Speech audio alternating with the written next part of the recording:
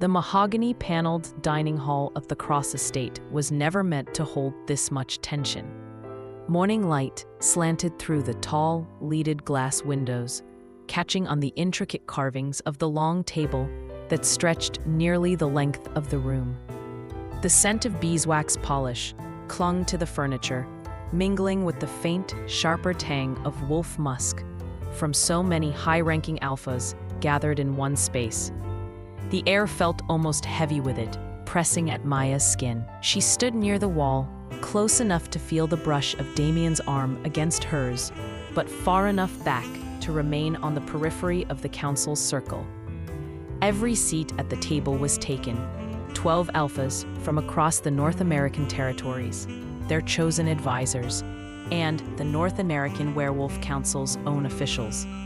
Their presence radiated power, an almost physical hum that thrummed against her bones. 6 months ago, the idea of being in this room would have been laughable, unthinkable. 6 months ago, she'd been hiding in a motel room, heart pounding every knock on the door. Now, here she was, steady on her feet, chin lifted, watching the outcome of an event that had nearly destroyed them all. At the head of the table stood Benedict Thorne, the council's chairman. His hair was silver in a way that looked earned rather than aged, his posture precise as a blade. There was an old-world elegance to him, the kind of man who could mediate a centuries-old feud with the same dignity as presiding over a formal dinner.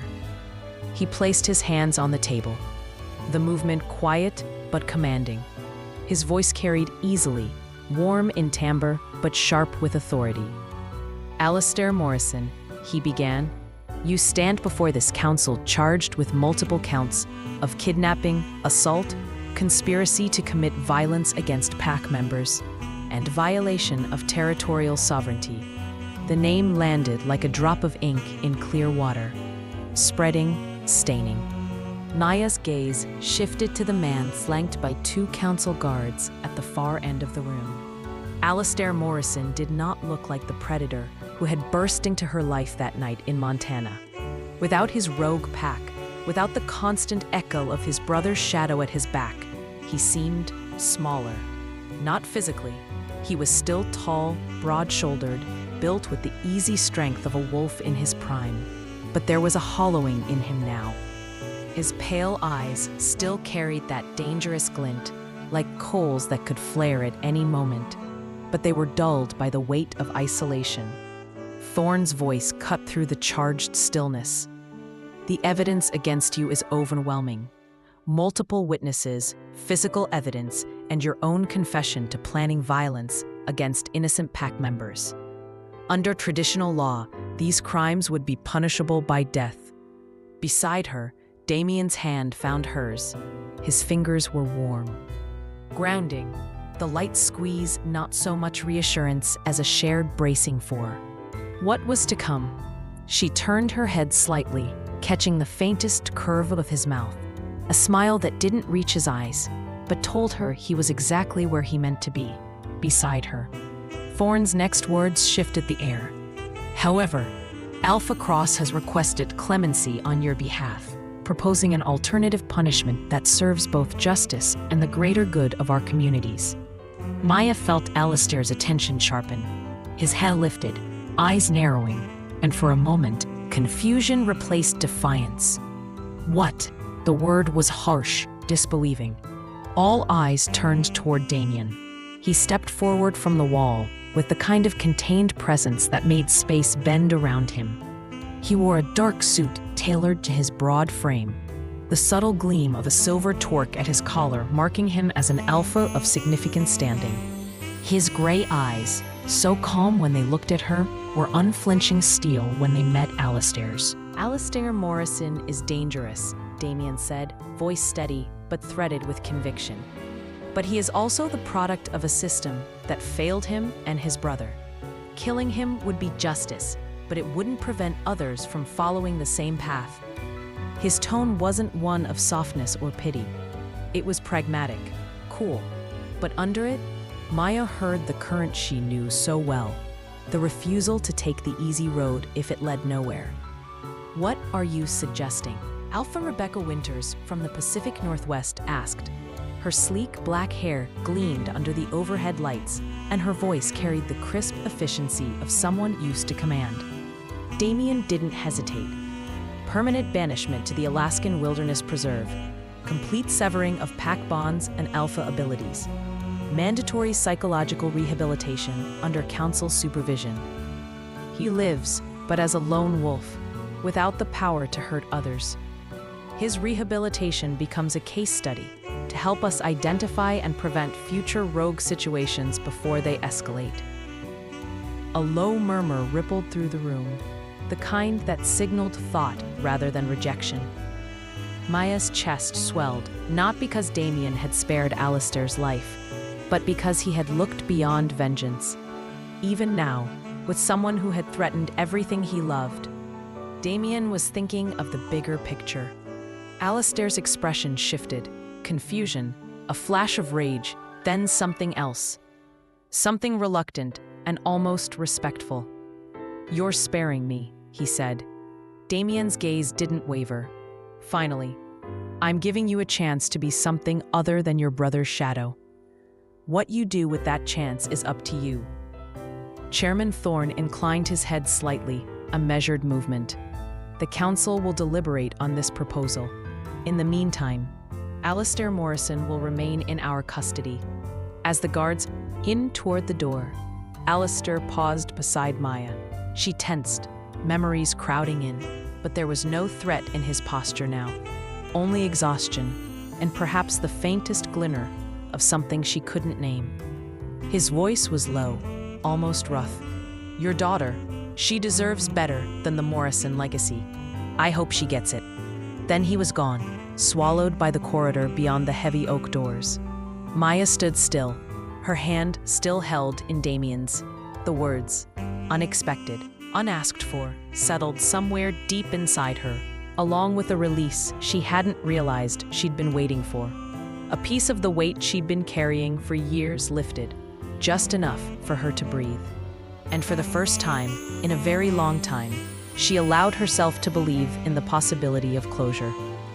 The heavy oak doors closed with a solid thunk that seemed to pull the air out of the room. For a moment, the only sounds were the soft scrape of chairs, the rustle of fabric, and the low murmur of council members stretching after 2 days of deliberation. The scent of old paper and polished wood lingered, blending with the faint spice of Alpha Winter's perfume and the sharp bite of someone's freshly brewed coffee from a side table. Maya stood very still, her hand still enclosed in Damien's. His grip was warm, steady, a grounding presence against the thrum of adrenaline still working its way through her system. She glanced up at him. Damien's gray eyes were fixed on the now empty doorway, but the tension in his jaw was easing. The light caught on the faint silver threading through his dark hair, softening the austere lines of his face. When he finally turned to her, his expression shifted from the controlled alpha mask to something warmer, more intimate, an unspoken, "You're safe now." "It's over," he said quietly. Maya nodded, though "over" felt too small a word. It wasn't just the hearing, or even Alistair's sentencing. It was the years of running, the constant edge of fear, the bone-deep exhaustion that had kept her from imagining anything beyond survival. Now there was space in her chest, where before there had only been tightness. Around them, the council members were dispersing, some lingering in small knots of conversation, others heading toward the hall where lunch had been laid out. A few glanced toward her and Damien, their looks measuring, assessing, but there was no hostility there. That alone felt strange. Damien leaned down slightly, speaking just for her. "Come with me." She let him guide her out through a side door, down a quiet corridor lined with tall windows. Outside, the late afternoon light washed over the manicured lawns and the distant shimmer of the estate's gardens. His stride was purposeful, but not rushed. She matched his pace easily, their hands still linked. The soft click of her low heels on the marble floor echoed. In the high-ceilinged hallway, they reached his study, a room that was the opposite of the grand dining hall. The air here was warmer, scented faintly of cedar and the smoke from the fireplace that had burned earlier that morning. Shelves lined the walls, crowded with books and artifacts from cross-family history. The large oak desk dominated one side of the room, but the seating area, 2 deep leather chairs and a matching sofa, made it feel more like a retreat than an office. Damien closed the door behind them, shutting out the hum of the rest of the estate.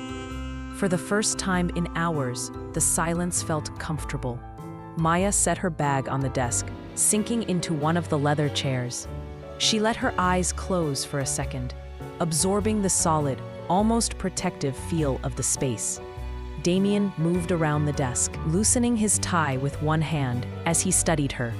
There was a faint crease between his brows, something she'd learned meant he was weighing his words. "You didn't have to ask for clemency," she said finally, breaking the quiet. After what he threatened, what he tried to take.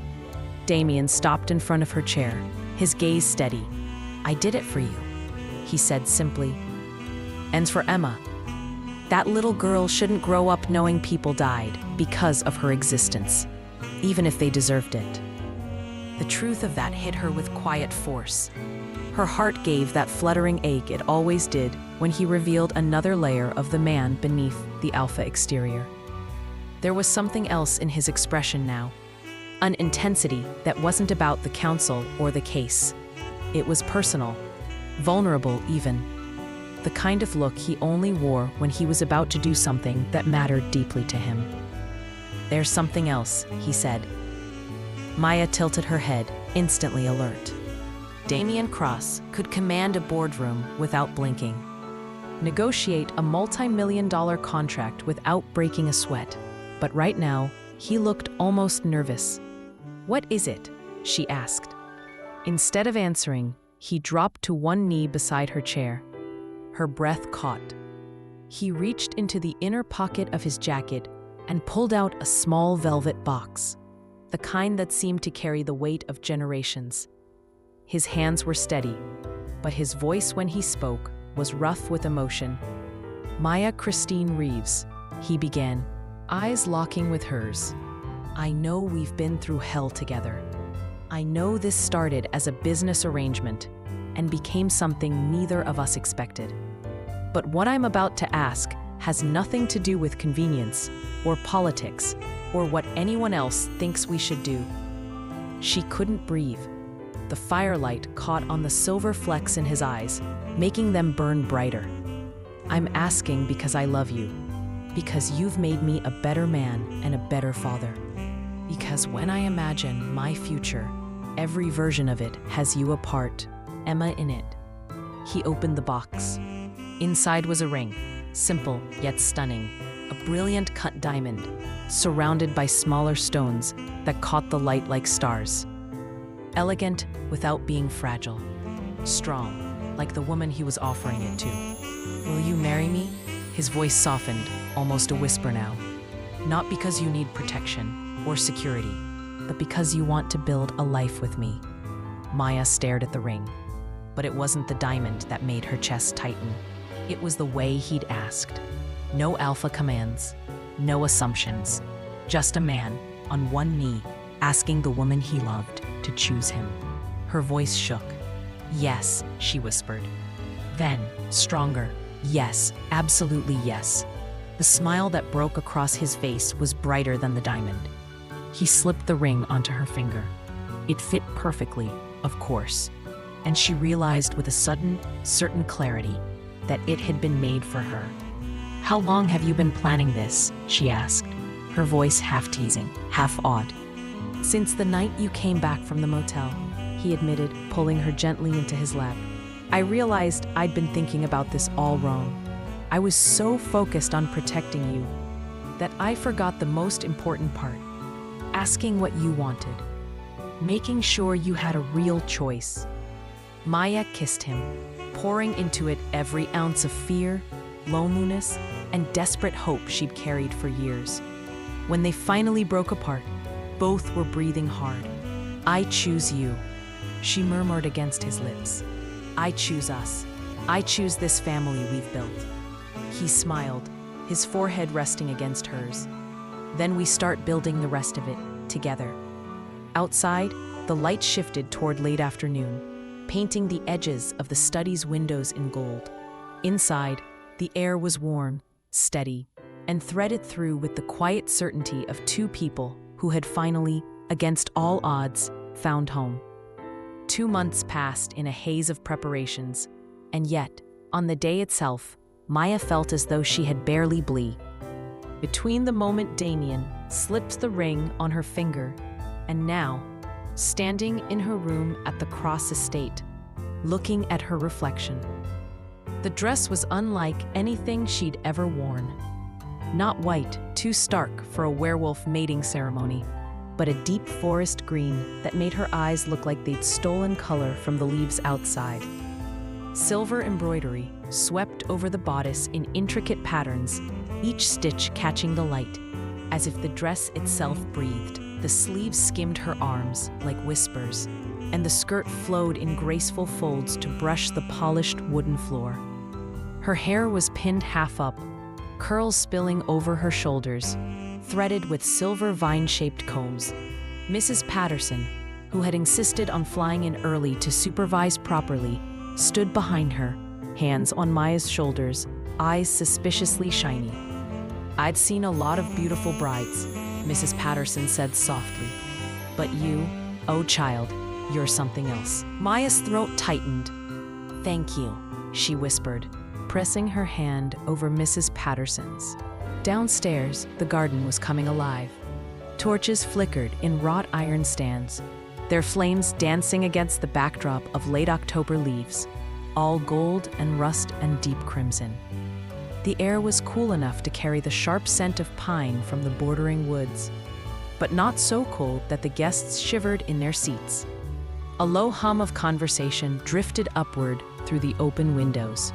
Pack members greeting each other, old friends catching up, the gentle music of a string quartet warming the air. Damien was already outside, waiting at the altar. She hadn't seen him yet today. They'd kept to the tradition of staying apart until the ceremony. But she could imagine him, tall, commanding, dressed in a formal black suit tailored to his broad shoulders, the silver torque of his alpha rank gleaming against the crisp white of his shirt collar. She could picture the way his hair would catch the torchlight, the slight curl at the nape refusing to be tamed, the way his eyes would find hers and everything else would fade away. A knock at the door broke her thoughts. It was Oliver. The boy stood there in a miniature version of Damien's suit, green tie to match her dress, hair combed neatly but already threatening to fall into his eyes. He was grinning so wide his dimples showed. "Ready, Mom?" he asked, the title slipping out naturally, as if it had always been his.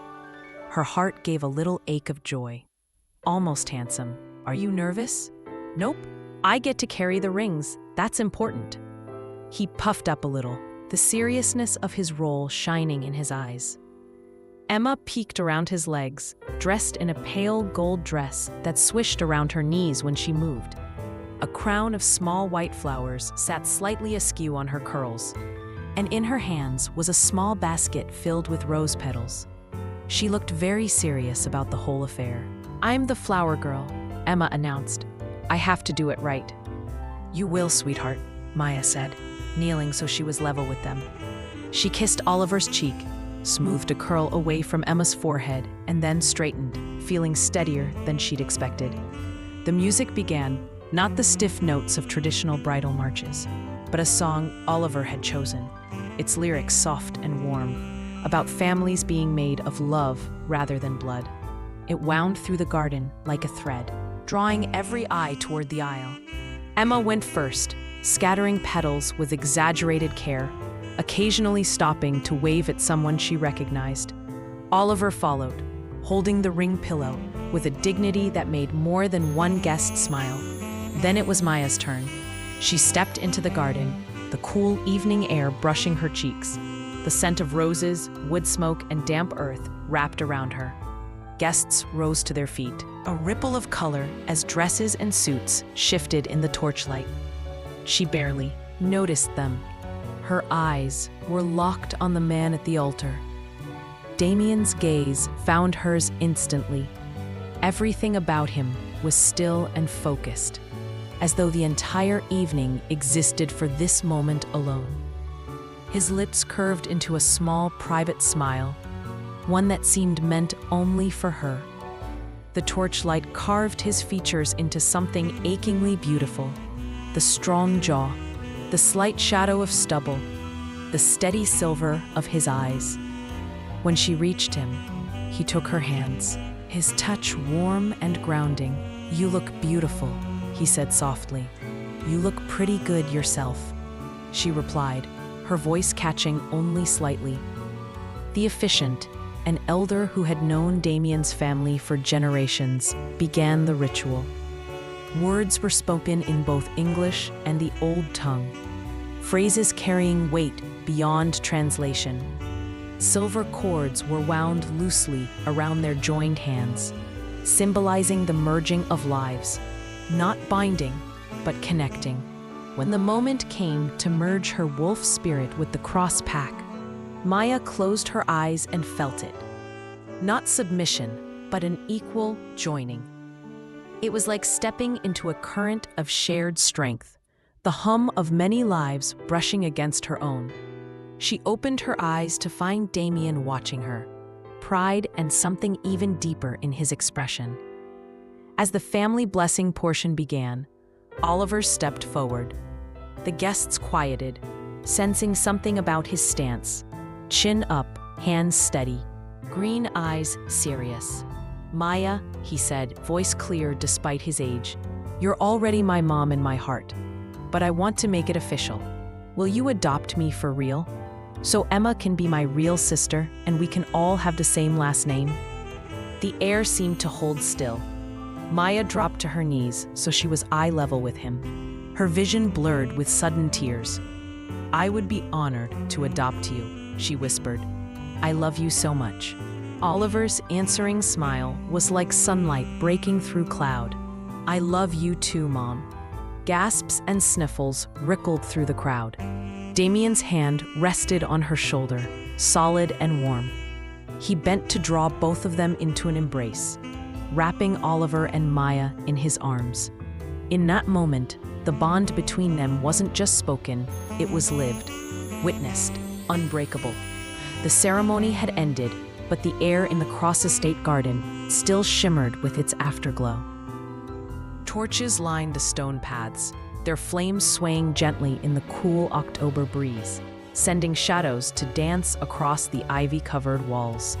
The scent of wood smoke curled through the night air, mingling with the sweetness of roses and the faint salt of Damien's cologne whenever he stepped close. Tables were arranged in a crescent, shape around the dance floor, draped in deep green linens edged with silver thread. Crystal glasses caught the torchlight like drops of molten gold, and bowls of late-season blooms, white roses, golden chrysanthemums, sprigs of evergreen, made the whole garden smell like both autumn and promise. Maya hadn't thought she could feel more beautiful than she had walking down the aisle. But fear, standing beside Damien as they accepted the first of many congratulations, she felt luminous. The ceremony had taken away the last shadows of uncertainty from his eyes. And now, when he looked at her, it was with a settled joy that made her chest ache in the best way. Their dance ended with a cheer from somewhere near the tables. Emma, in her gold dress, clutching the skirt in both hands as she ran toward them. "Dance with me, Daddy?" she demanded, eyes sparkling. Damien scooped her up easily, spinning her once before setting her on his shoes so they could sway together. Her giggles carried over, the music light and pure.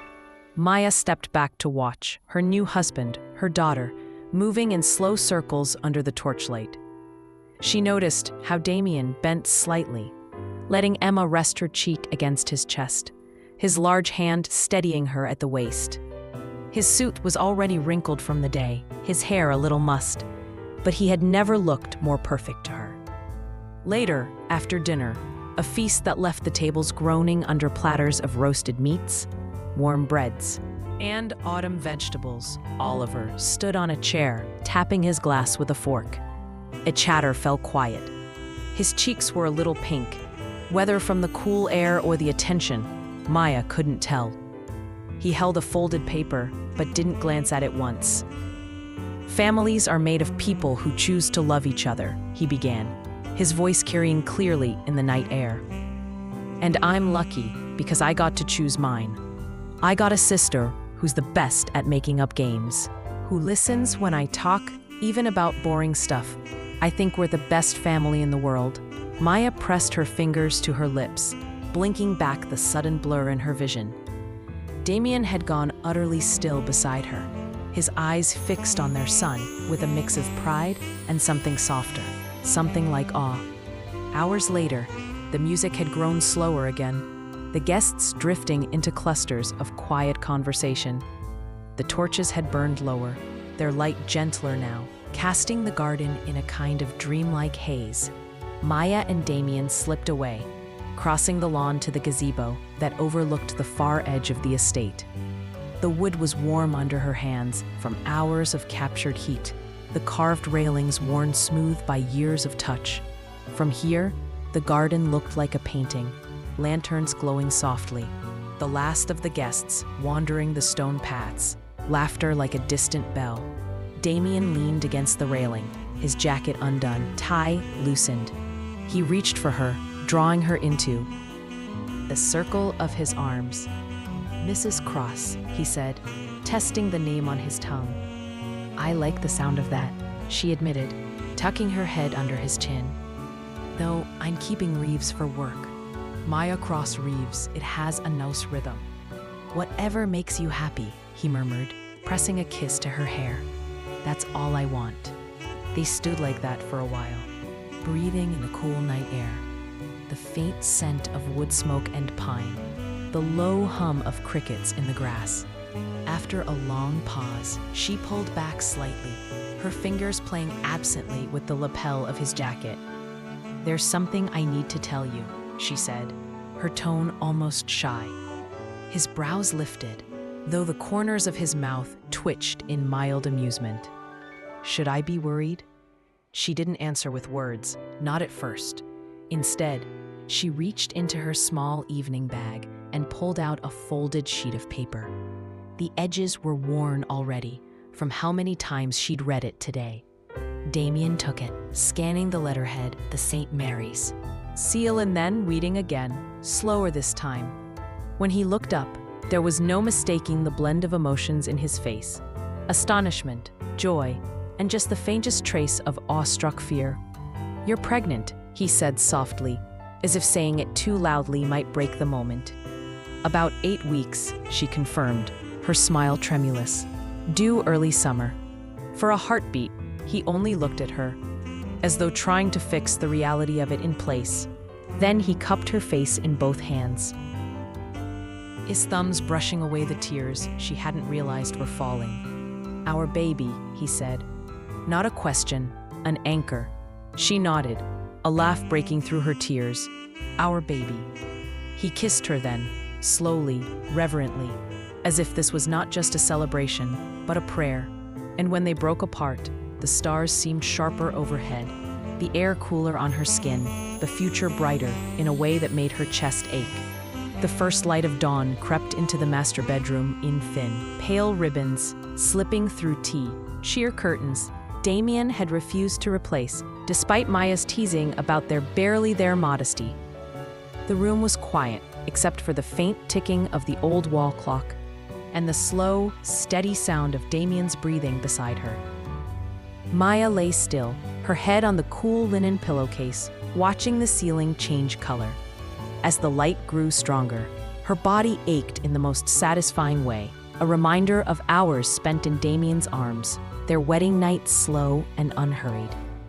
Like they were both determined to memorize each other all over again. The scent of him clung to the sheets, cedar and faint sandalwood, mixed with something purely his that no cologne could mimic. She found herself smiling before she even realized she was doing it. A muffled giggle came from the hallway, followed by the soft thud of bare feet on the polished wood floor. Maya had just enough time to press a finger to her lips before there was a gentle knock. "Come in," Damien called, already knowing who it was. Emma padded in first, wearing her unicorn pajamas and holding a stuffed fox by the tail. Her hair was a cloud of golden tangles, her cheeks still pink from sleep. Oliver followed, moving with the deliberate quiet of someone who'd already been awake for a while. He was in his navy pajama pants and a white t-shirt, and his eyes flicked between them with a smile that was too knowing for his age. "We made breakfast," Emma announced proudly. "You tried to make breakfast," Oliver corrected, "but the toast is, well, toast." Damien chuckled, swinging his legs over the side of the bed. "Sounds perfect. Lead the way." The kitchen was bathed in warm golden light now, the early sun spilling across the countertops. The air smelled faintly of toast, slightly burned, but also of fresh oranges, butter, and the faint sweetness of strawberry jam. Emma had clearly been in charge of plating.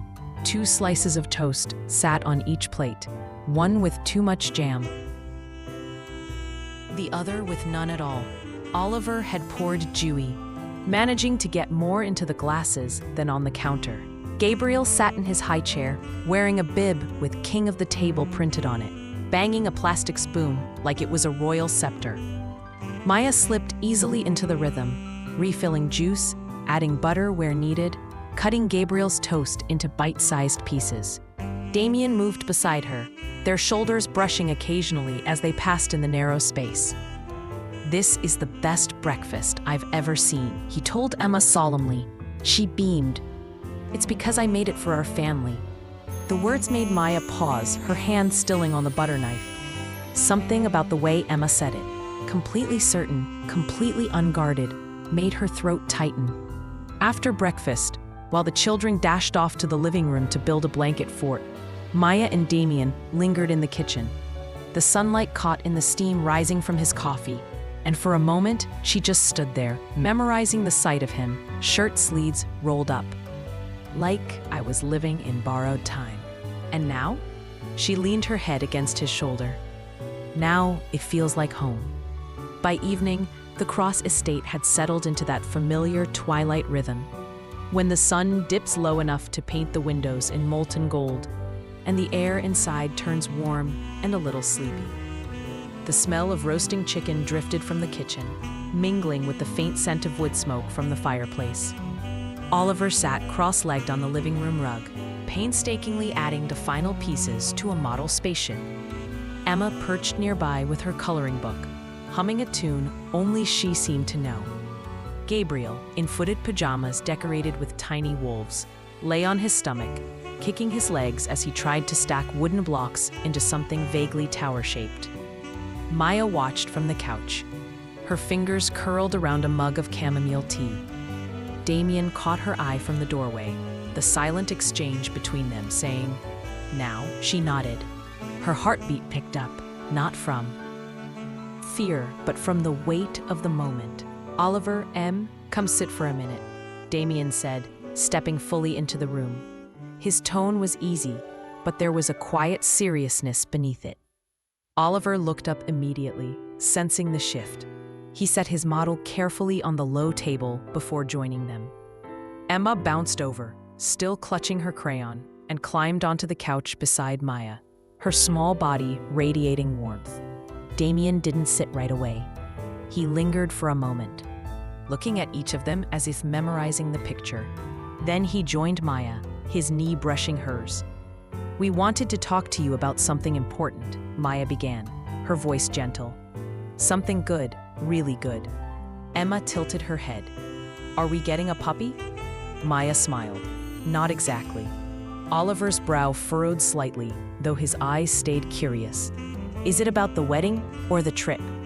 Damien leaned forward, resting his forearms on his knees. "It's about family," he said. His gaze flicked briefly to May. "But what won't change is how much we love you." That part will always stay the same. Damien added, "You were the one who made this family possible, Oliver. You're the reason I knew I could be a better father. That doesn't get replaced. It grows." Oliver's face shifted, not just relief, but something softer, more certain. "Okay," he said finally, and his voice carried the quiet weight of trust. Emma decided the moment was too big for sitting still. She launched herself into Damien's lap, wrapping her arms around his neck, while Oliver leaned into Maya's side. Gabriel, sensing he was missing something, crawled over and wedged himself between them all, babbling happily. They sat there in a jumble of limbs and laughter, until the chicken in the oven reminded them, with an insistent beep, that life, even in moments like this, kept moving. Later, when the children were in pajamas and the dishes were done, Maya and Damien found themselves in the garden. The night air was crisp, scented with damp earth and the faint perfume of the last autumn roses. Above them, the stars had begun to scatter across the sky. "You were right," Maya said, her hands tucked into the warmth of his coat. "Telling them tonight was perfect." Damien kissed her temple. "They're ready, and so are we." She looked up at him, her smile lit from the inside. "We've built something good here, Damien." "Not just good," he said, his eyes steady on hers. "Something beautiful." The Cross estate felt unusually tense that morning, as though the walls themselves knew the weight of what was about to happen. In the formal dining room, a space that was normally a place for dignified dinners and quiet strategy sessions, every surface had been transformed for the council's gathering. The long mahogany table gleamed under the light of the crystal chandeliers. The wood polished so perfectly, it reflected the flames of the silver candelabras placed at even intervals. Heavy drapes in deep crimson were drawn halfway, muting the winter sunlight into a softer gold that made the room feel both intimate and solemn.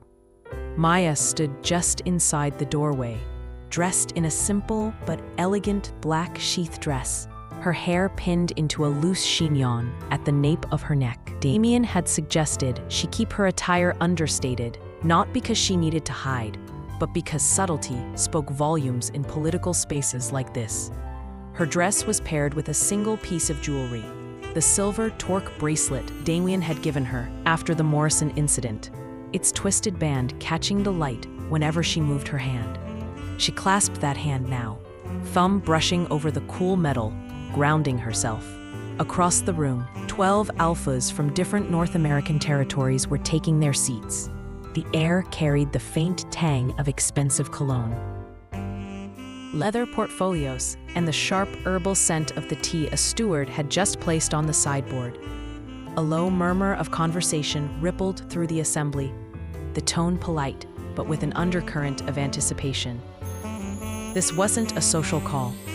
Damien was near the head of the table, speaking quietly with Chairman Benedict Thorne. The older wolf's silver hair caught the light, his tailored charcoal suit fitting him with the kind of precision that said old money and older influence. Even in his 70s, Thorne's posture was impeccable, and his voice, when it rose slightly to greet another alpha, carried that deep, resonant timbre of a man who'd been mediating disputes longer than most of the room had been alive. Maya's gaze drifted to the far end of the table, where 2 council guards stood beside Alistair Morrison. It was still jarring to see him like this. His once pristine suits had been replaced with the simple, high-collared black of a council detainee. No buttons, no adornments, nothing that could be used as a weapon. His pale blonde hair, which he used to slick back meticulously, hung in loose strands over his forehead. But it was his eyes that held her. That feral sharpness was still there, coiled in the blue like a blade just beneath the surface, but the edges were dulled by fatigue. Stripped of his rogue pack, isolated from the followers who'd once fed his ego, he looked smaller somehow, though not harmless. When Thorne finally called the room to order, the shift in energy was almost physical. Chairs scraped softly against the floor, conversations cut mid-sentence, and the weight of centuries-old protocol settled over them like an invisible mantle. "Alistair Morrison," Thorne began, his voice filling the space without effort.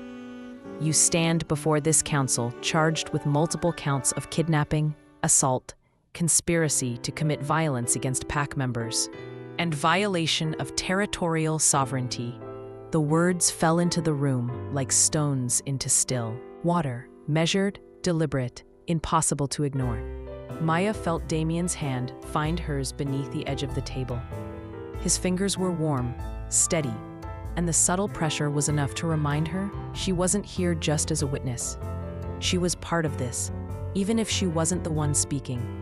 "The evidence against you," Thorne continued, "is overwhelming.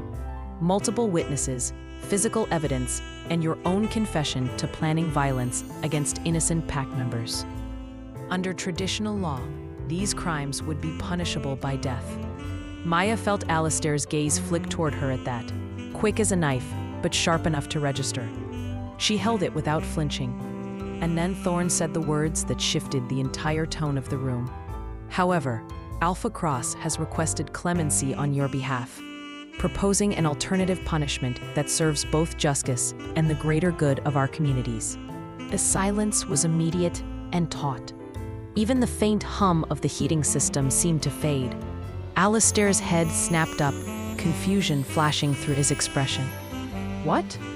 Damien rose slowly from his seat, the movement unhurried but deliberate, like a man who knew every pair of eyes in the room would follow him.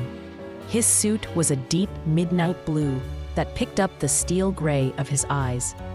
The fabric tailored so sharply, it seemed cut from shadow. "Alistair Morrison is dangerous," Damien said, his voice even but carrying to every corner of the room. "But he is also the product of a system that failed him and his brother. Killing him would be justice, yes, but it wouldn't prevent others from following the same path. It wouldn't change the root cause." From her place at the table, Alpha Rebecca Winters, tall, striking, with silver-streaked hair and the cool poise of the Pacific Northwest, leaned forward.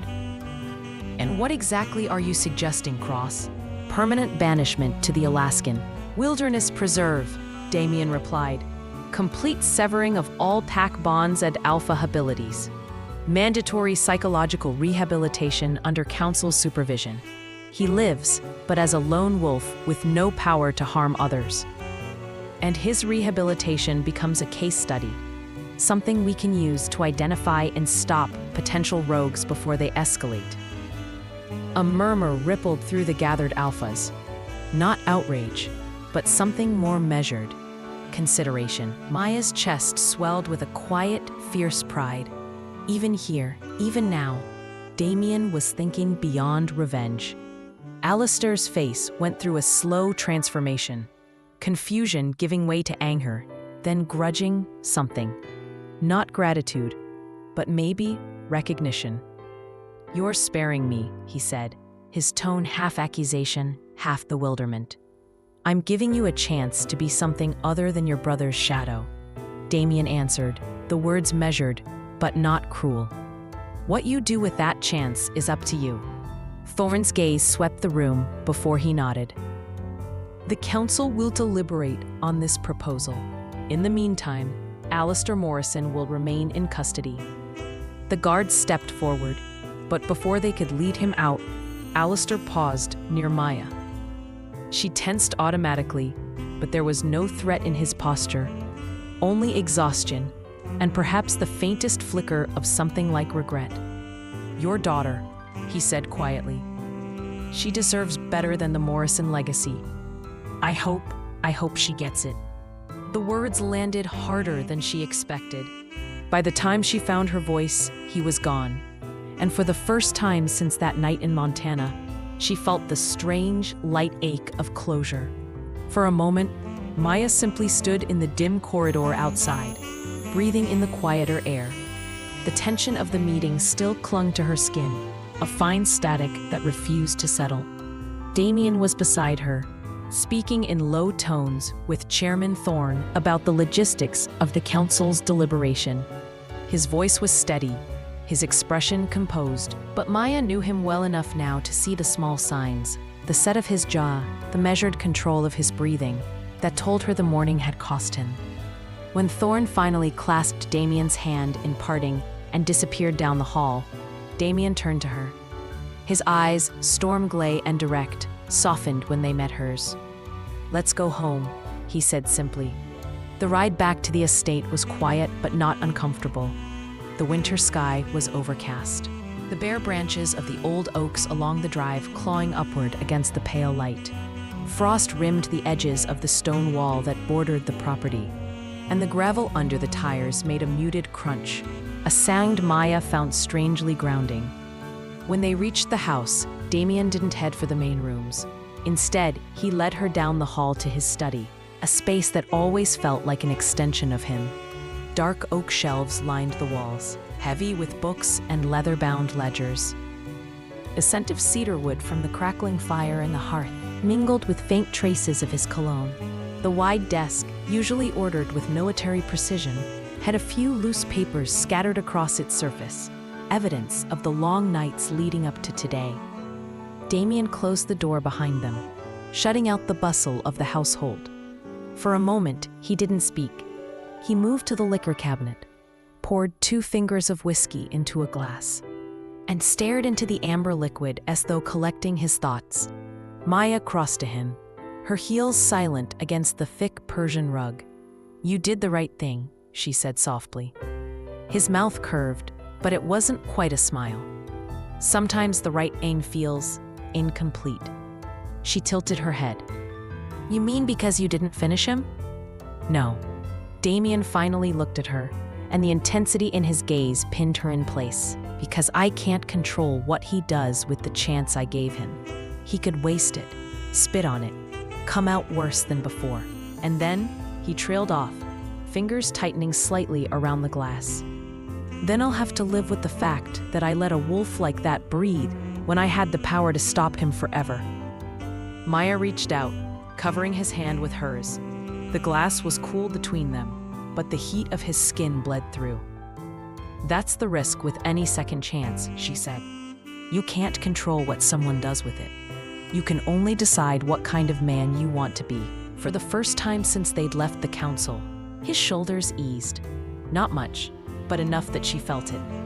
He set the glass down and stepped closer, his hands coming to rest on her upper arms. The scent of cedar and clean wool filled her senses. "When I looked at him in that room," Damien said quietly, "I realized I wasn't thinking about him at all. I was thinking about you, about Oliver, about Emma, about what it would say to them if I killed a man who was already beaten." Her throat tightened. "It would say you're human. And that's not a weakness, Damien. That's why they trust you." His gaze dropped to her mouth then, the shift in his focus slow and deliberate. When he leaned in, the kiss was unhurried, a deep, anchoring connection that pushed the morning's shadows back into the corners. When they finally broke apart, Damien's forehead rested against hers. His voice was a low rumble. "We've been through so many fires together, Maya, and every time, we come out stronger. Sometimes I think you're the only thing keeping me from becoming the kind of alpha I hate." "You're wrong," she whispered. "You were never that man to begin with. You just needed someone to remind you." They stood like that for a while, the fire crackling softly behind them, until a knock came at the door. It was Harrison, holding a manila envelope. "Vow, and this is only the beginning." The winter afternoon had begun to darken by the time Damien set the envelope aside. Outside the tall windows of the study, the estate grounds lay washed in a muted silver light, the kind that came when the sun sank early, but the snow had not yet fallen. Bare branches scraped lightly against the glass in the faint wind, their skeletal outlines sharp against the bruised gray sky. Maya moved toward the fire, drawn by its warmth. She stood close enough that the heat touched her knees through the soft wool of her dress. The flames licked upward, their shifting gold mirrored in the glass of framed photographs along the mantel.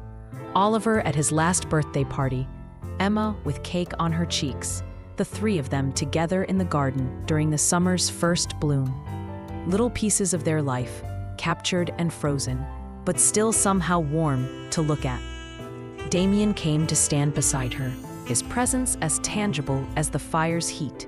He had removed his suit, jacket, draping it over the back of the leather armchair, and the dark charcoal vest he wore fit him with an ease that spoke of tailoring and habit. The light from the flames caught faint silver threads at his temples, turning them almost white in contrast to the rich black of his hair. "You're quiet," he said, his tone low enough to feel rather than hear. "I'm thinking," Maya answered, eyes still on the mantel, "about how different everything is now, how impossible this would have seemed not that long ago." Damien's gaze followed hers to the photographs, and for a moment he didn't speak. When he did, his voice carried that softened gravity she'd learned meant he was being entirely unguarded. "I think about that every day, about the choices that led us here, some good, some terrible, and how close I came to losing the chance to make this kind of life." Maya glanced at him then, really looked at him, the firelight picking out the small details, the faint shadow of stubble along his jaw from a day that had started too early for a razor, the subtle tension still lingering in the fine muscles around his eyes, the steadiness in those same eyes when they met hers. "But you didn't lose it," she said.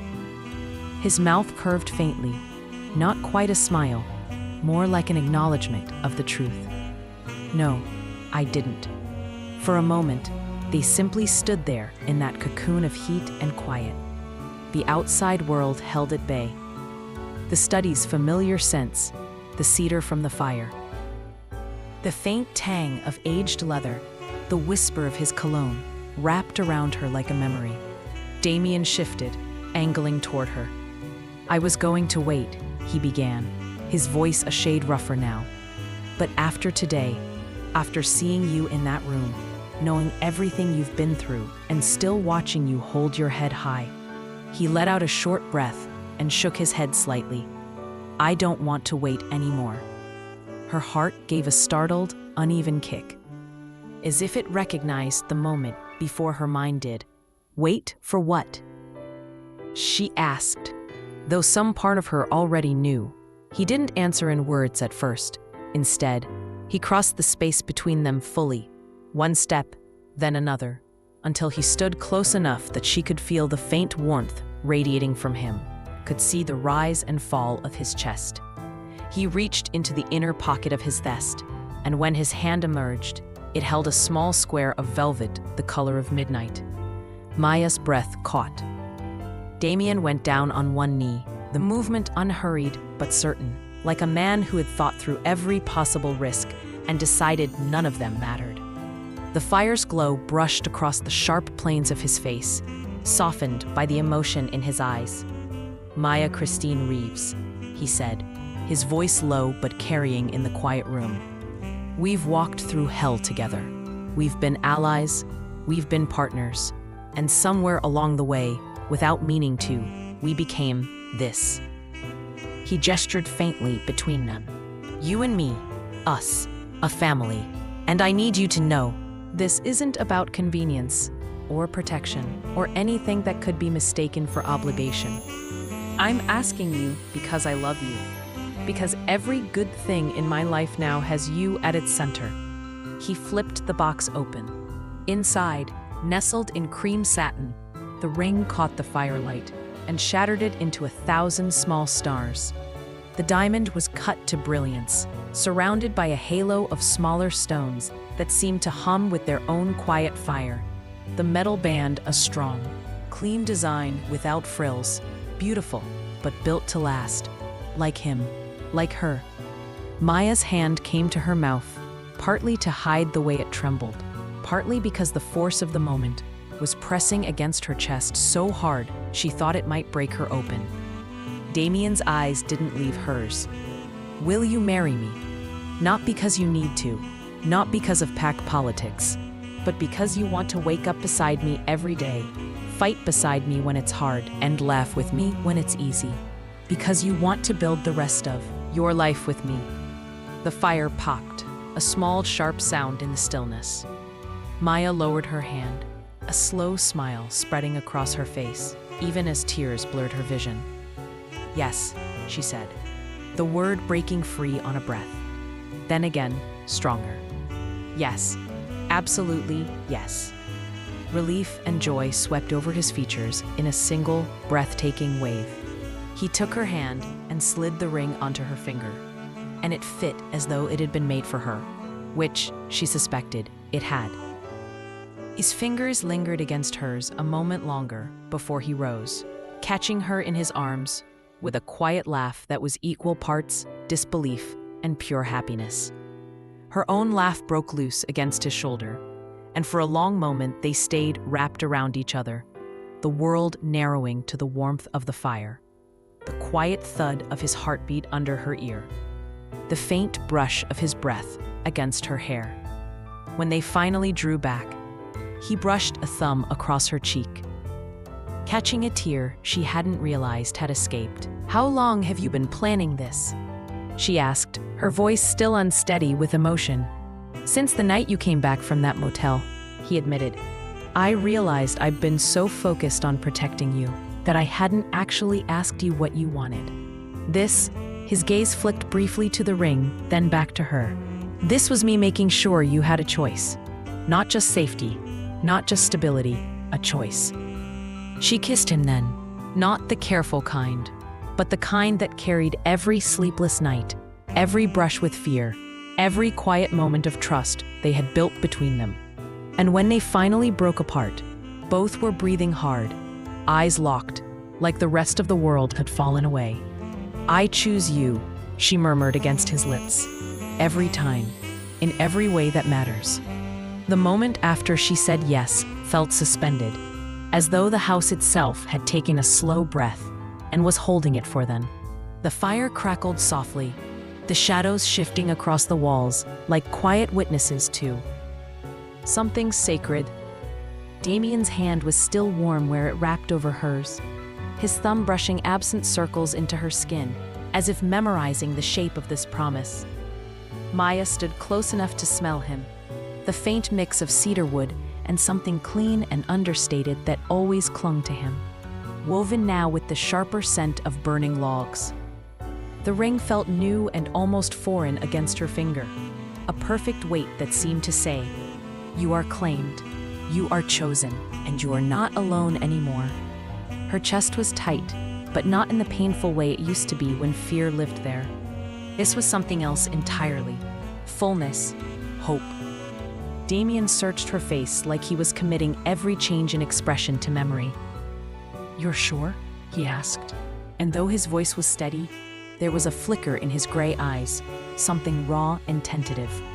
For all his certainty in the boardroom, in negotiations, in every fight he'd stood beside her in, this was different. This was him asking for her heart, and hoping she'd give it freely. She tightened her fingers around his. "I've never been more sure of anything in my life." Her voice sounded quieter than she intended, but it carried enough weight to still him. He let out a breath, almost a laugh, but one tinged with disbelief. His forehead dropped to hers for a moment, a tender press that felt as intimate as a kiss. "You've just made me the luckiest man alive," he murmured, the words almost lost in the low hum of the fire. When he kissed her again, it wasn't hurried or desperate. It was slow, like the first deep breath after stepping out into the fresh air, like the steady unraveling of tension that had been wound too tight for too long. His lips were warm and sure, his hand cradling the back of her neck, fingers threading into her hair as if grounding himself in her presence. Maya's own hands settled at his waist, feeling the steady rise and fall of his breathing under the fine wool of his vest. The firelight wrapped around them, throwing everything into amber and shadow. Outside, the world had gone dark, the windows reflecting only their own entwined shapes back at them. The quiet was full, but not empty. It carried the faint ticking of the grandfather clock in the hall, the occasional sigh of wind at the eaves, the rhythmic sound of two people standing still in a room they no longer had to defend. When they parted, she laughed softly under her breath, the sound light but edged with wonder. "I wasn't expecting this today." I know, Damien said, and his mouth curved at one corner. That's partly why I did it now. You're too good at anticipating my moves. I needed to catch you off guard. She raised a brow at him, the familiar teasing note finding its way between the seriousness of the moment. You're saying this was strategy? I'm saying I know you, he countered, his gaze warming. And I know you'd overthink it if I gave you too much time. She wanted to tell him that yes, she probably would have. That sometimes even joy could be intimidating when you'd lived too long without it. But instead, she simply leaned in, resting her temple against his chest. His arm came around her instantly, drawing her in until her body fit against his, as if they had been shaped for this exact alignment. She could hear his heartbeat, slow but strong, steady in a way hers hadn't been for years, until he came into her life. They stayed like that until the logs in the fire shifted, sending up a brief shower of sparks. Damien's hand smoothed down her back, lingering at her waist before he spoke. Come on, he said gently. Let's not waste tonight. I want to have you to myself for a little while before the rest of the world comes crashing in. He led her out of the study, the polished floor cool beneath her bare feet as they moved through the wide hallway. The sconces along the wall gave off a muted gold light, enough to catch the glint of the ring when she looked down at her hand again. She almost laughed. How strange that a circle of metal and stone could feel like such an anchor. They passed the large windows looking out over the garden. The glass was silvered with the reflection of the lamps behind them, but through it, she could still see the black silhouettes of the hedges and the faint shimmer of frost beginning to form on the lawn. Winter was pressing closer, but inside the house was warm. Every room faintly scented with the cinnamon and clove candles Emma had insisted they light earlier. When they reached the sitting room, Damien didn't bother with the overhead lights, leaving only the glow from the hearth on the far wall. It turned the room into something softer, quieter. The deep blue of the armchairs was almost black in the dimness, the velvet catching faint highlights where the light touched it. One of the blankets was still draped over the back of the sofa from the children's movie afternoon. Damien took her hand again, thumb stroking over her knuckles. Sit, he said, and it wasn't an order, just an invitation wrapped in that tone he only used when it was just the two of them. She curled into the corner of the couch, tucking one leg under her, watching as he crossed to the small bar cart in the corner. The clink of glass against glass was a familiar, comforting sound. He poured them both a measure of wine, hers in the rounded glass she preferred, his in the taller one with the heavier base. When he handed her the drink, his fingers brushed hers again, deliberate, like he wasn't done reminding her that he was here and he was staying. They talked for a while, about nothing and everything. The children's latest antics, Harrison's sly comment earlier about how Damien had been unusually distracted all day, the winter fundraiser they'd have to attend next month. But under it all was that hum of awareness. A way they kept looking at each other like they'd stumbled into a place they'd both been trying to reach for years. At some point, her hand drifted to his again, and he twined their fingers together without looking, as if it were the most natural thing in the world. His palm was warm, his grip steady, and the contact grounded her in the moment, in the reality that this was not a dream she'd wake from. Maya, he said at last, his voice quieter now, almost thoughtful. She looked up to find his gaze on her, not intense, but open in a way that always made her chest ache. This, us, it's the best thing I've ever done. I need you to know that. Her throat tightened, but she managed to answer. I know, and I feel the same. He smiled then, a real one, the kind that reached his eyes and softened every hard line in his face. Good, he murmured, and leaned over to kiss her again, slow and certain, while the firelight painted them in gold. Damien's lips lingered against hers a moment longer than necessary. The kind of kiss that didn't ask for urgency, but offered promise, deep, steady, and filled with something unshakable. When he drew back, it was only far enough to let his breath mingle with hers. She could see the faint shadows of exhaustion around his eyes, softened by the tenderness in his gaze. "I don't want tonight to end," she whispered, almost afraid to break the spell, her voice catching in the low firelight. "It doesn't have to," he said quietly, his thumb brushing along the curve of her cheek. The pad of it was warm, almost searing in its gentleness. "We can stay right here, just you and me. No phone calls, no interruptions, just us." The heat from the hearth reached them in waves, mingling with the warmth between their bodies. She shifted closer on the sofa, her bare knee brushing against the fine wool of his trousers. It was such a small touch, but it felt like striking a match. Damien's hand slid down from her cheek to her neck, fingers resting lightly at the hollow where her pulse beat faster. His palm was broad, his touch unhurried but intent. The room was steeped in shadows, except for the flickering orange and gold from the fire, which painted his features in a shifting tapestry of light. The planes of his face looked sharper here, but the lines softened whenever his gaze settled on her. She thought about how many times she had watched him across crowded rooms, from behind the safety of walls she'd built for herself. And now, here he was, close enough that she could feel the warmth of his breath ghosting across her lips. "You're looking at me like you're memorizing me," she said softly, her lips curving faintly. "Maybe I am," he admitted. "Maybe I don't ever want to forget exactly how you look right now, with that light in your eyes and your hair catching the firelight." She felt a flush creep up her neck at the way he said it, low and honest. "And what will you do with the memory?" "Keep it for the bad days," he said without hesitation. "For the days when I can't touch you right away, or when the world tries to wedge itself between us. I'll remember this. You." Her chest ached with a sweetness that was almost unbearable. She reached for his hand, turning it over in hers, tracing the faint calluses along his palm. The proof of a man who built things, who worked with more than just words and deals. She pressed her lips to the center of his palm, and his fingers curled gently as if to hold the kiss there. He leaned in then, not with urgency, but with inevitability.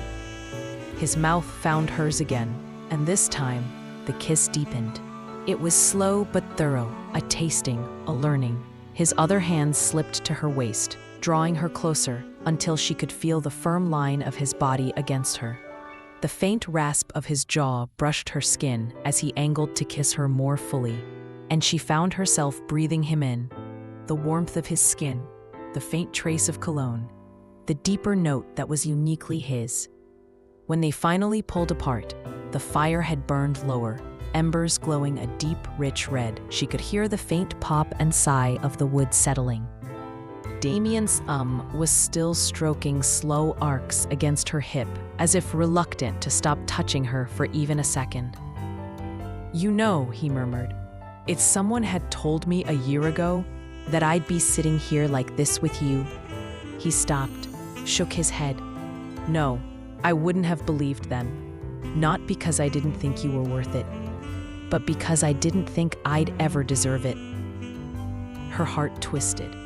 "You do, Damien. You more than deserve it."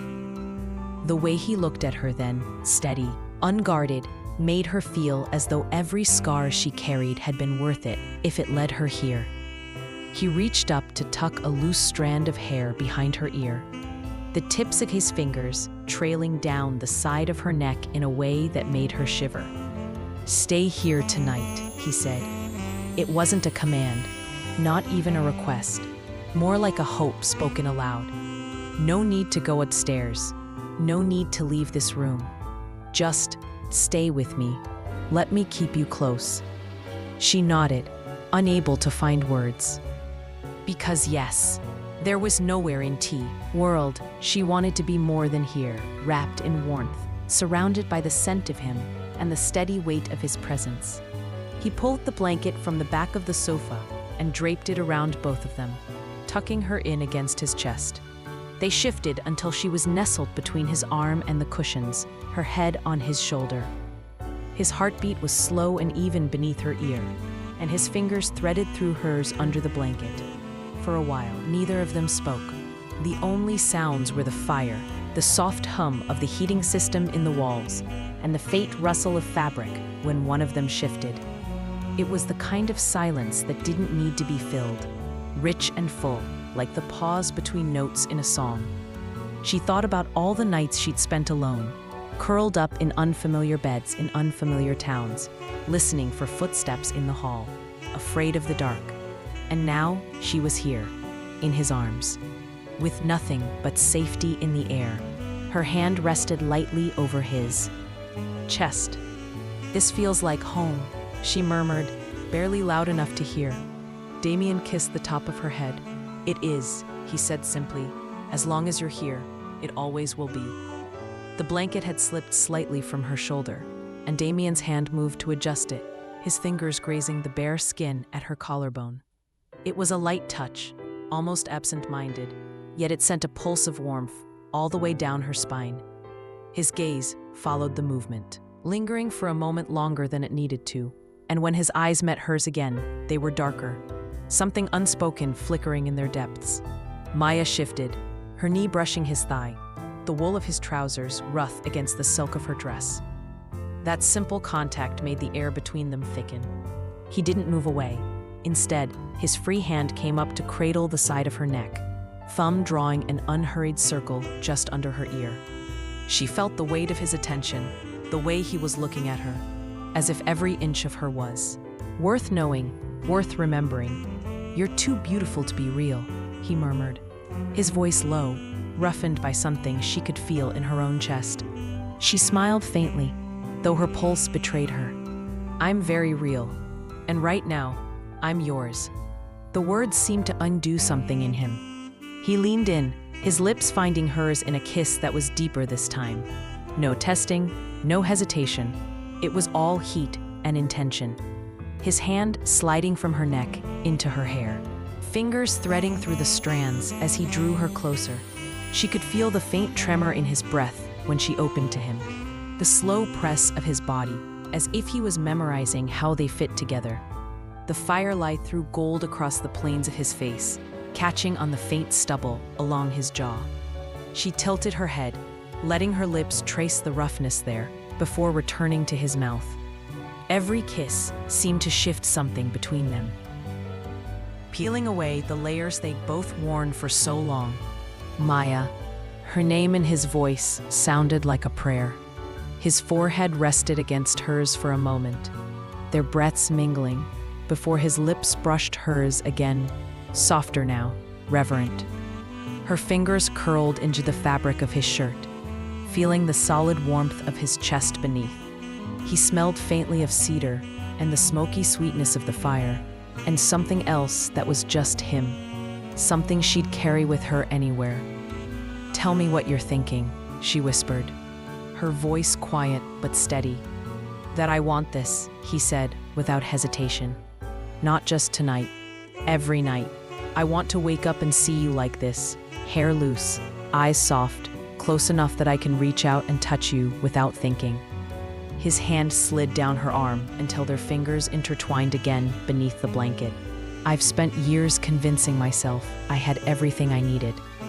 I didn't even know what I was missing until you walked into my life." Her throat tightened at the honesty in his voice. "And now I know." Embers casting the room in a dim, warm glow. Outside, the wind whispered through the trees, but inside, it was all heat and closeness, the kind of stillness that comes when the world feels far away. She leaned into him again, her hands finding the familiar shape of his shoulders, and for the first time in years, she didn't feel like she was waiting for the moment to break. This was theirs. The fire had settled into a slow, glowing heart, each ember a soft pulse of heat that seemed to echo the rhythm of their breaths. The air between them felt alive, charged with a tension that wasn't sharp, but deep and lingering, the kind that seeped into every glance, every brush of skin. Damien's thumb still traced lazy circles over the back of Maya's hand, but there was nothing casual in the way he looked at her. Eyes locked, as if she were the only light in the room worth noticing. Her hair had fallen forward, a few strands catching the glow of the fire, and he reached up to tuck them behind her ear. His knuckles grazed her cheek in the process, lingering for an extra heartbeat, as if memorizing the slope of her face. "You have no idea," he murmured, his voice low and textured, "how long I've wanted to be exactly here with you." She swallowed, her chest tightening in a way that had nothing to do with nerves, and everything to do with the truth she heard in his tone. "Maybe I do," she said softly, because she had felt it too. The undercurrent that had been building between them, unspoken but undeniable. He shifted closer, the movement slow and deliberate, his knees brushing hers. She felt the solid weight of him beside her, the faint creak of the couch as he leaned in. His hand came to rest lightly at her jaw, his thumb brushing over her bottom lip. She caught her breath at the tenderness of it, the reverence in that simple touch. Then his mouth was on hers. It wasn't rushed, but there was no hesitation either, just a deep, steady claiming, like he'd been holding himself back too long and wasn't willing to do it anymore. His lips were warm, sure, coaxing hers open with a patience that was somehow more intense than any hurried kiss could be. She felt his other hand slip to her waist, fingers splayed against the fabric of her dress as if anchoring her there. Her hands moved of their own accord, sliding up his chest, feeling the steady beat of his heart beneath the fine cotton of his shirt. He was solid under her touch, warm, real, and she curled her fingers into the fabric as if she could hold the moment in place. "Maya," he breathed against her mouth, the syllables like a vow. She pulled back just enough to look at him, their foreheads brushing. "Say it again," she whispered, though she didn't know why. Maybe because his voice wrapped around her name like it was something precious. "Maya," he said again, softer this time, and she felt it settle deep inside her. The blanket slid further down her shoulder, and his gaze followed the movement, lingering on the curve of her skin. When he looked back up at her, his eyes were darker, heavier with something unspoken. His fingertips traced the line of her shoulder, slow enough that she could feel each ridge and callus of his hand, before he leaned in and pressed his lips there. Her breath caught. The warmth of his mouth, the faint rasp of stubble against her skin, it all drew her in, made her tilt her head just enough to give him more space. He didn't rush. Each kiss was deliberate, placed like he was learning her by heart. "You undo me," he murmured against her skin. She smiled faintly, though her pulse was pounding. "Good," she whispered back, "because you undo me too." They shifted without thinking, the blanket pooling at their waists now. Her knees tucked up beside his thigh, and he gathered her closer until she was half in his lap. One of his hands slid to the small of her back, the other cupping the side of her face, guiding her into another kiss that was deeper this time, hungrier. The change in it, the way his restraint slipped just enough to let the edge of longing show. Her fingers threaded into his hair, tugging gently, and he answered with a low sound in his throat that sent heat racing through her. Their bodies fit together as if they'd been meant to find this shape all along. Each shift and press drawing them tighter into each other's space, until there was no space left at all. When they finally broke for air, both breathing hard, she stared close, her forehead resting against his. Outside, the wind sighed through the trees, but inside it was all warmth and the faint crackle of the fire. "I could stay like this forever," she murmured. "Then we will," he said simply, and kissed her again, slower now, but no less certain. His words sank into her like a promise, and for the first time in years, she believed in promises. The fire's glow bled into the edges of the room, spilling across the contours of their faces, softening every shadow until the space between them felt like its own little world. Damien's fingers trailed along Maya's jawline, barely there, a whisper of touch that made her breath falter. He wasn't just looking at her, he was seeing her. The way you see something once and know you'll carry it with you for the rest of your life. Her lips curved in a slow, unguarded smile, the kind that began in her eyes and took its time spilling across her mouth. "You're staring," she murmured, voice low, a touch shy but threaded with warmth. "I'm memorizing," he answered, his tone quiet but unshakably sure. "I want to remember the way you look when it's just us. No noise, no walls." The words wrapped around her chest like something both fragile and unbreakable, and before she could think to answer, his thumb brushed over her bottom lip, lingering there as if he were already imagining the taste of her. Her skin tingled beneath his touch, every nerve pulling toward that single point of contact. Her breath caught, and that was all it. From his tongue made her shiver. When he kissed her again, it was slower, deeper, as though they had all the time in the world, and he intended to use every second to learn the shape of her mouth. His other hand slid around to the small of her back, pressing her closer until she was half in his lap, her dress rustling faintly as she shifted to straddle him. The movement was instinctive, drawn from a place where thought didn't matter, only need. His breath hitched when she settled there, and she felt the steady thud of his heart beneath her palms as her hands flattened against his chest. She could smell him now, soap and cedar, and something that was just him, something warm and grounding that made her want to bury her face in the crook of his neck and stay there. "Do you have any idea what you do to me?" he asked, his voice rougher now, a thread of restraint weaving through it. Her lips brushed against his ear as she answered, "I think I'm starting to." The faintest smile curved her, holding him there. His lips curved against her skin. "Only for you." The blanket had pooled entirely at their waists now, forgotten, the fire's light spilling freely over them. She could feel the rise and fall of his breathing against her chest, could feel how perfectly her body molded to his. Her fingers moved on their own, tracing the line of his cheek, the edge of his brow, the faint scar near his temple she'd never asked about but had always wondered over. He caught her hand, pressing a kiss into her palm, then holding it against his heart. "You feel that?" he asked softly. She nodded. "It's yours," he said simply, the weight of those words landing deep in her. Her answer was another kiss, this one fierce, filled with the truth she didn't need to speak aloud. She loved him, utterly, helplessly, without hesitation. And in that moment, with the fire low and the night pressing close around them, she knew she always would. They didn't rush to anything beyond this, just the steady build, the intimacy of being so close that the line between their breaths blurred.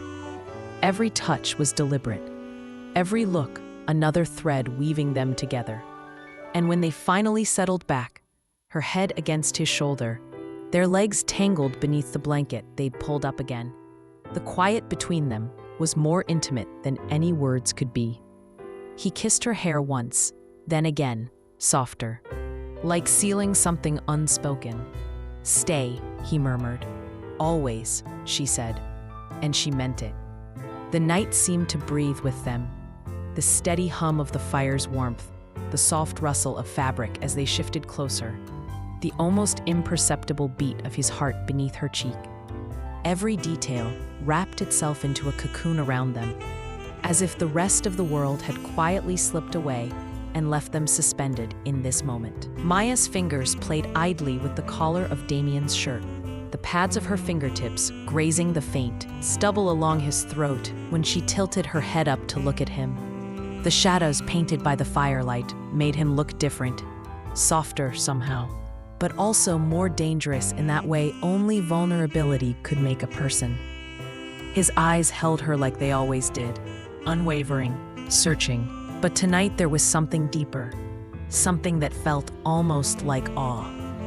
"You're doing it again," she whispered, her lips barely moving. "What?" His voice was low, threaded with curiosity. "Looking at me like..."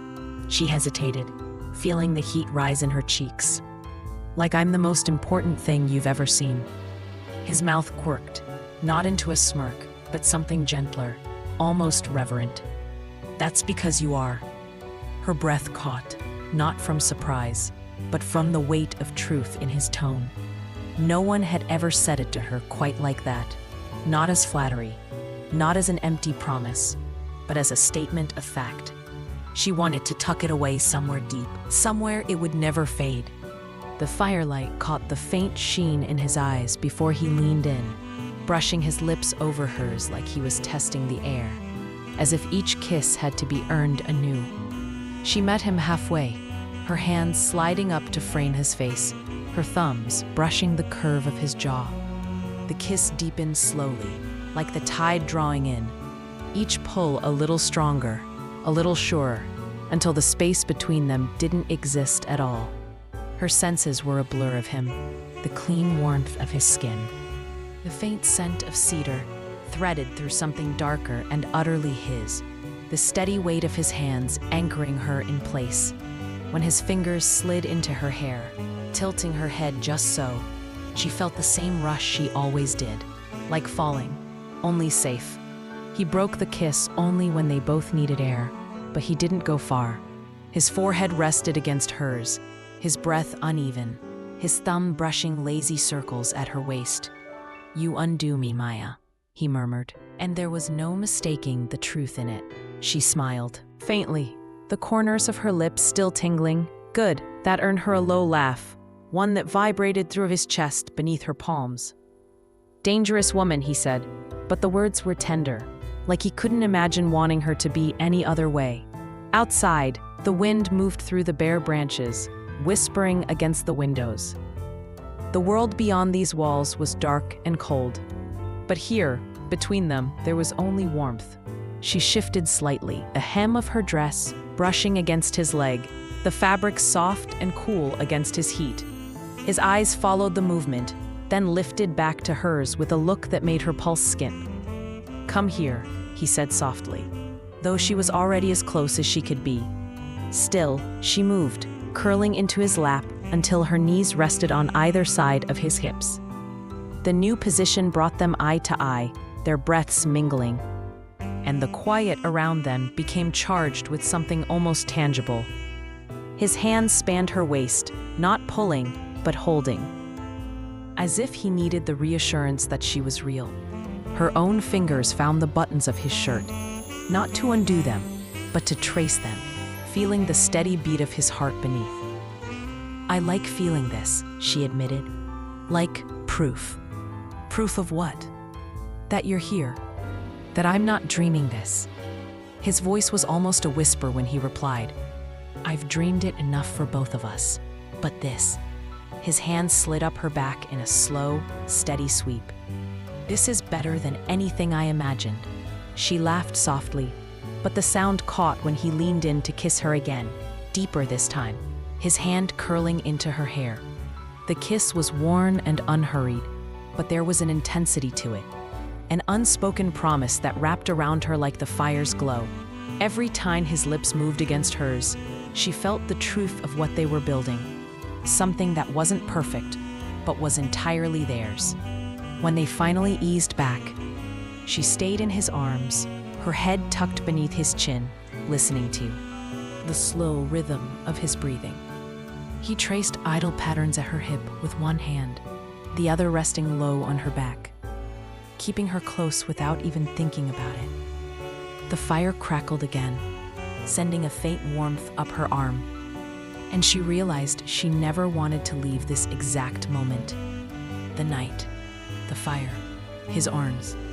It all felt like a promise she hadn't dared to hope for until now. "Maya?" His voice was softer now, almost careful. "Yes?" He hesitated, as if the next words were precious and he didn't want to rush them. "I love you." Her breath hitched, not because she hadn't known, but because hearing it like this, without fanfare or lead-in, made it feel all the more real. She lifted her head to meet his gaze, her fingers brushing against his cheek. "I love you too," she said, and she watched the way his eyes softened, the way his mouth curved in quiet relief. They didn't need to say more after that. The rest of the night was spent in a kind of unspoken conversation. Every touch, every glance, every slow exchange of warmth a continuation of those words. By the time the fire had burned low, she had shifted so that she was lying half against him, her legs tangled with his, the blanket pulled up to their chins. He pressed one last kiss to her hair before they both drifted toward sleep, the steady beat of his heart beneath her ear like a lullaby. It was the kind of night that didn't end so much as it folded into the next day, the warmth lingering, the promise still there when the first light touched the windows. The morning came slowly, as if even the sun was reluctant to disturb the quiet wrapped around them. A soft, pearly light filtered through the curtains, brushing over the curve of Maya's shoulder where it peeked out from beneath the blanket. Damien was already awake, though he hadn't moved except to tighten his arm around her when she shifted in her sleep. He lay there, watching the rise and fall of her breathing, the way a loose strand of hair had fallen across her cheek. She was warm against him, the kind of warmth that seeped into his bones and made it impossible to remember a time when his mornings hadn't started like this.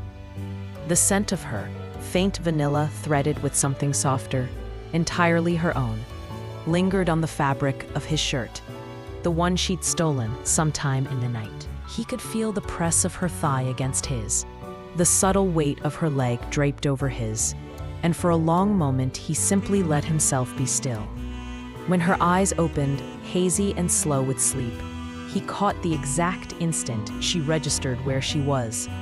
Her lips curved, barely, but enough to pull at something deep in his chest. "Morning," she murmured, her voice low and rough, and it was more intoxicating than any perfume.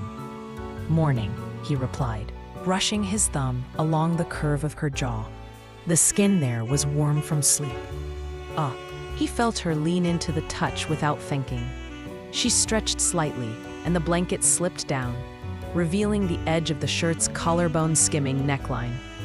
His eyes followed the movement before he met her gaze again. "You're wearing my shirt." Her mouth curved into a small, sleepy smirk. "You left it unattended." He chuckled, the sound rumbling against her. "You could have taken any shirt. I wanted this one," she said simply, and something about the casual certainty in her voice made his pulse jump. Outside, the wind moved through the trees, making the branches scrape softly against the glass. Somewhere in the house, the faint ticking of the old clock in the hall kept time. But here, in the cocoon of tangled blankets and shared warmth, there was only the two of them. Damien bent his head, pressing his lips to her temple. "We should probably get up before the kids start a mutiny," he murmured against her skin. She made a non-committal sound, more a hum than a word, and closer, curling herself more tightly against him. 5 more minutes. 5 minutes, he agreed, though they both knew it wouldn't be just 5. His hand smoothed up her back, feeling the delicate shift of muscle and bone beneath his palm, the steady thud of her heart. He found himself tracing the line of her spine through the soft cotton, memorizing the feel of her, like he might need it later. Maya tilted her head back, enough to look at him. Her eyes were clearer now, the early morning haze replaced by something sharper, more present. "You're staring again." He didn't deny it. "I keep thinking you'll disappear if I blink too long." Her smile faltered, not from hurt, but from that quiet understanding that came when someone saw all the shadows you thought you'd hidden. She touched his cheek, her fingers cool against the heat of his skin.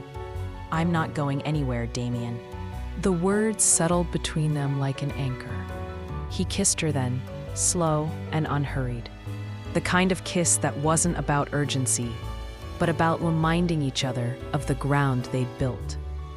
Her lips were soft, tasting faintly of sleep and warmth.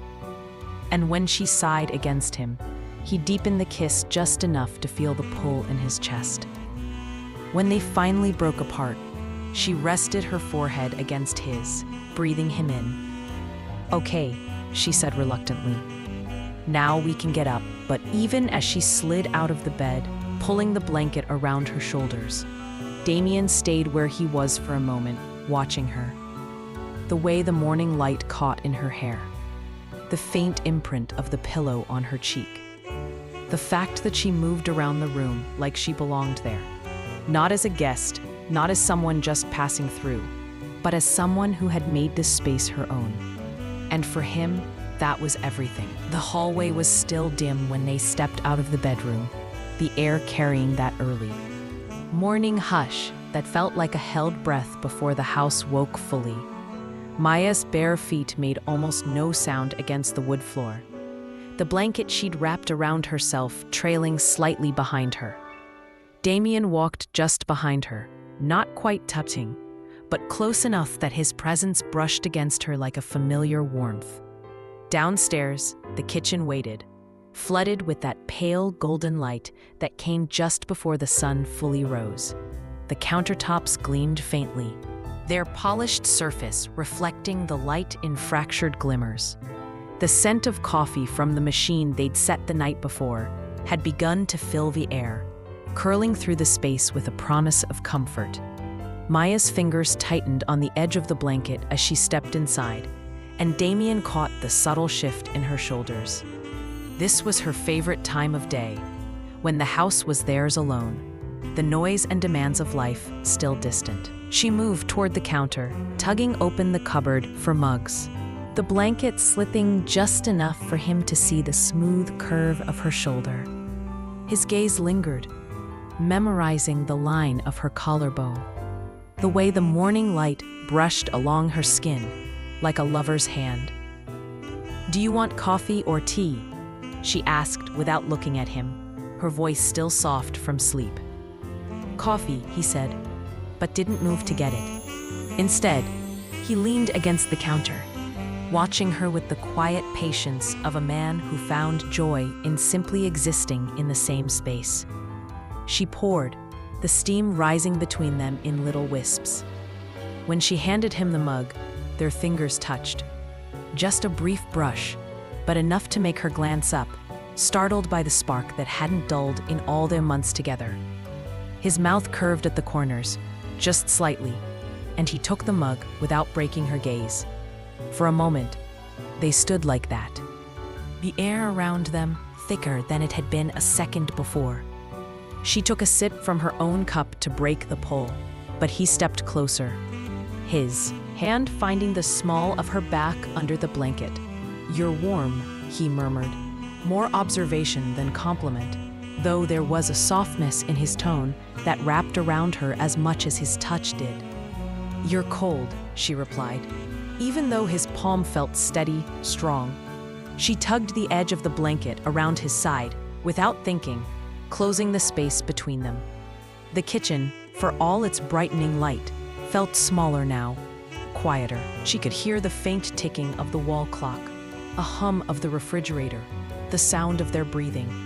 His eyes, storm gray, focused entirely on her, held something unguarded. "Maya," he said her name like it was something he was tasting. She looked up fully, holding his gaze, even though her chest felt tight with the weight of whatever was hanging between them. He leaned down, his forehead touching hers, and the heat from his breath mingled with hers. "Do you ever think about how close we came to never having this?" he asked quietly. She swallowed, her fingers tightening in the blanket. "Sometimes, but not for long. I don't like to think about the years we lost." His hand slid higher on her back, drawing her closer, until there was nothing between them but shared air and steady heartbeats. "Then you'll make up for them, every single one." The kiss that followed wasn't rushed. It was slow, almost reverent, his lips brushing hers as if he was afraid to push too hard and shatter the moment. She felt her hands rise, sliding into his hair, pulling him just a little closer, deepening it, until the taste of him, coffee and something darker, richer, was all she knew. When they broke apart, she let out a breath she hadn't realized she'd been holding. He brushed a thumb across her cheek, his touch lingering just long enough to make her heart ache. From upstairs came the muffled sound of a small voice, Gabriel's morning babble, followed by the thump of little feet hitting the floor. They both smiled, the spell softening but not breaking. "Time to start the day," she said, though her voice held a reluctant note. "Time to start the rest of our life," he corrected, his tone half teasing, half true. As the sound of their children grew louder, the kitchen seemed to shift back into its usual rhythm. Mugs clinking against the counter, the faint scrape of chairs, the smell of toast joining the scent of coffee. But that moment between them lingered, woven into the day like a thread of gold in ordinary fabric. And as she moved to slice bread, and Fee went to lift Gabriel into his arms when the boy appeared at the doorway, they both knew, without needing to say it, that this was the life they'd fought for, and they would guard it fiercely. Gabriel came barreling in on unsteady legs, his hair a wild halo from sleep, his little pajama shirt twisted halfway around his body. The moment he spotted Damien, his whole face lit up, mouth opening, wide in a grin that seemed to take up more space than his cheeks could hold. "Dada!" he squealed, arms shooting into the air in a demand that was more royal decree than request. Damien set down his mug without a second thought and scooped the boy up, lifting him high enough that Gabriel's delighted laugh rang through the kitchen like a bell. Maya watched the scene over the rim of her own cup, her heart doing that inconvenient squeeze it always did when she saw the two of them together. Damien tucked Gabriel against his chest, kissing the boy's temple. "You're getting heavy," he murmured, though his arms didn't so much as shift under the weight. "Not heavy," Gabriel corrected in his toddler lilt, pressing one small warm hand against Damien's jaw. "Strong." Maya bit back a smile at the seriousness in his tone, busying herself with slicing the bread. But her eyes stayed on them. Damien didn't just hold his children, he wore them like they were part of his own frame. Like he was, incomplete without them in his arms. Emma appeared next, dragging her blanket behind her like a little queen arriving late to court. She still had sleep creases on her cheeks, and her hair, thick and golden brown like Maya's, tumbled over her shoulders in disheveled curls. She stopped just inside the kitchen, blinking against the growing light, her gaze moving from her brother to her father, then finally settling on Maya. "Morning, Mama." Her voice was soft, but threaded with that eager warmth that always made Maya's heart twist. "Morning, love bug," Maya replied, setting down the knife and holding out her free arm. Emma went without hesitation, slipping into her mother's side with the easy, unthinking trust of a child who knows her place in the world is secure. For a moment, they all simply existed in the warm spill of light, Maya with Emma tucked against her hip, Damien holding Gabriel, the scent of coffee and baking bread threading through the air. The windows framed the faint blush of the sky, and somewhere outside, a bird was trilling the start of its morning song. Oliver came last, tall for his age and already carrying himself with the quiet confidence that hinted at the alpha he would one day become. His hair was sleep mussed, and he wore the faintly amused expression of someone who'd woken earlier, taken his time, and arrived to find the rest of the family in mid-chaos. "You're all loud," he said in greeting, though the corner of his mouth was curving upward. "Not loud," Gabriel objected immediately from Damien's arms. "Happy." Oliver's gaze softened at his little brother's insistence, and without being told, he moved to take a seat at the table, reaching for the jar of jam. "Fine, happy, but I'm still eating before Gabriel steals all the toast." "Share," Maya reminded automatically, setting plates on the table. The china clinked gently against the wood, a familiar music she'd grown to love, one of the small sounds that made this house feel alive. As the settled, Maya moved between counter and table with the rhythm she'd unconsciously memorized, pouring juice into mismatched glasses, slicing fruit, cutting Gabriel's toast into tiny squares, filling Emma's plate with her preferred triangle-cut sandwich. Damien took his place beside Gabriel, leaning down to help him navigate his sippy cup, while still managing to steal a piece of bread for himself. "Dada," Gabriel protested at the theft, crumbs sticking to his mouth as he tried to reclaim the bite. Damien only grinned, his eyes meeting Maya's over the table, sharing that private flicker of amusement that had grown into a language between them.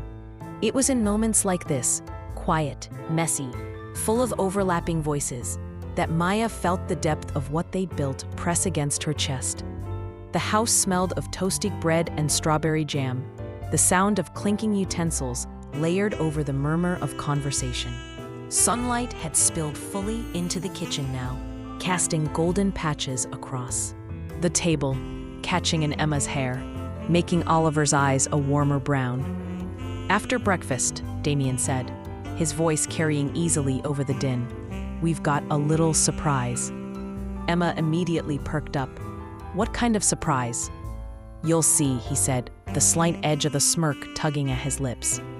Maya caught the look in his eyes, mischief threaded with affection, and felt a little thrill of anticipation herself. Whatever it was something he'd thought about, planned, something for them. Oliver leaned back in his chair, assessing him. "Is this like the surprise where we end up in the car for 3 hours?" "Maybe," Damien said lightly. "Or the one where we get ice cream before dinner?" Emma asked, hope blooming across her face. "Maybe," he repeated, and Maya saw the way his gaze softened as he took them all in. In that second, the whole kitchen felt wrapped in something, an invisible warmth that went deeper than the sunlight. The love in it was steady, unshakable, and threaded through with the knowledge of just how hard-won this peace had been. Maya let herself breathe it in, her hand brushing against Damien's under the table, a quiet anchor that didn't need words. The moment would give way soon, to dishes clattering, to shoes being found, to whatever surprise Damien had waiting. But for now, they lingered in it, together, whole. The toast crumbs on Gabriel's cheeks glistened with a faint sheen of jam, and Damien leaned down to swipe them away with the side of his thumb, only to have Gabriel grab his hand with sticky fingers and laugh, a bubbling, wholehearted sound that drew a smile from everyone at the table. Emma giggled, leaning toward her brother to whisper something conspiratorial, and Maya caught the little spark in their eyes, siblings plotting, their shared world sealed off in the magic only children seem to have. The kitchen itself felt like another living member of the family. Morning light streamed through the tall windows, spilling over the pale oak floors and catching in the small motes of flour dust that lingered in the air from the bread she'd baked earlier. The air was warm, filled with the mingled scent of yeast, brewed coffee, and a faint citrus tang of the orange-scented wood polish she'd used on the counters last night. The refrigerator door stood plastered with a collage of their life. Emma's drawings and uneven crayon lines, Oliver's neatly printed spelling tests, Gabriel's finger paint swirls that were more chaos than form, but somehow still perfect. Damien's gaze kept drifting toward her as they all ate. He didn't hide it, didn't pretend he wasn't watching her the way a man does when he can't quite believe the life he's looking at is real. His eyes lingered on the loose fall of her hair over her shoulder, the curve of her smile as she poured more juice into Emma's cup, the unconscious little hum she made when Gabriel asked for, "More toast, please." "You're looking at me like you've got a secret," she murmured, without glancing up from the plate she was preparing for Gabriel. "Maybe I do," he said, his voice threaded with the deep, warm timbre that always made her think of quiet fires and evenings spent curled into his chest. Emma's head popped up, instantly alert. "Is it the surprise?" she asked, her face bright and expectant. Damien chuckled, not breaking eye contact with Maya. "Could be," he said. "Could be something for all of us." Oliver leaned back in his chair, arms crossed loosely over his chest. "You're being weirdly vague," he observed, but his eyes gleamed with interest despite himself. "I like surprises," Emma said matter-of-factly, as though her approval were the only validation necessary. Gabriel, catching the tone is not the meaning, clapped his sticky hands together and shouted, "Twice." The sound made Maya laugh, her whole face softening. "Looks like you've got their full attention now," she said, giving Damien a knowing look. "Yours too?" he asked quietly, his gaze deepening. A question there that wasn't about surprises at all. Maya's chest tightened in that familiar sweet ache. He could still do that to her, pull her right out of the noise of a busy morning and into a private moment that felt like the world had narrowed to just the two of them. She didn't answer out loud, only gave a small nod that said yes, always. When breakfast ended, the clink of dishes and the scuff of chairs on wood filled the kitchen. The children scattered in their own rhythms.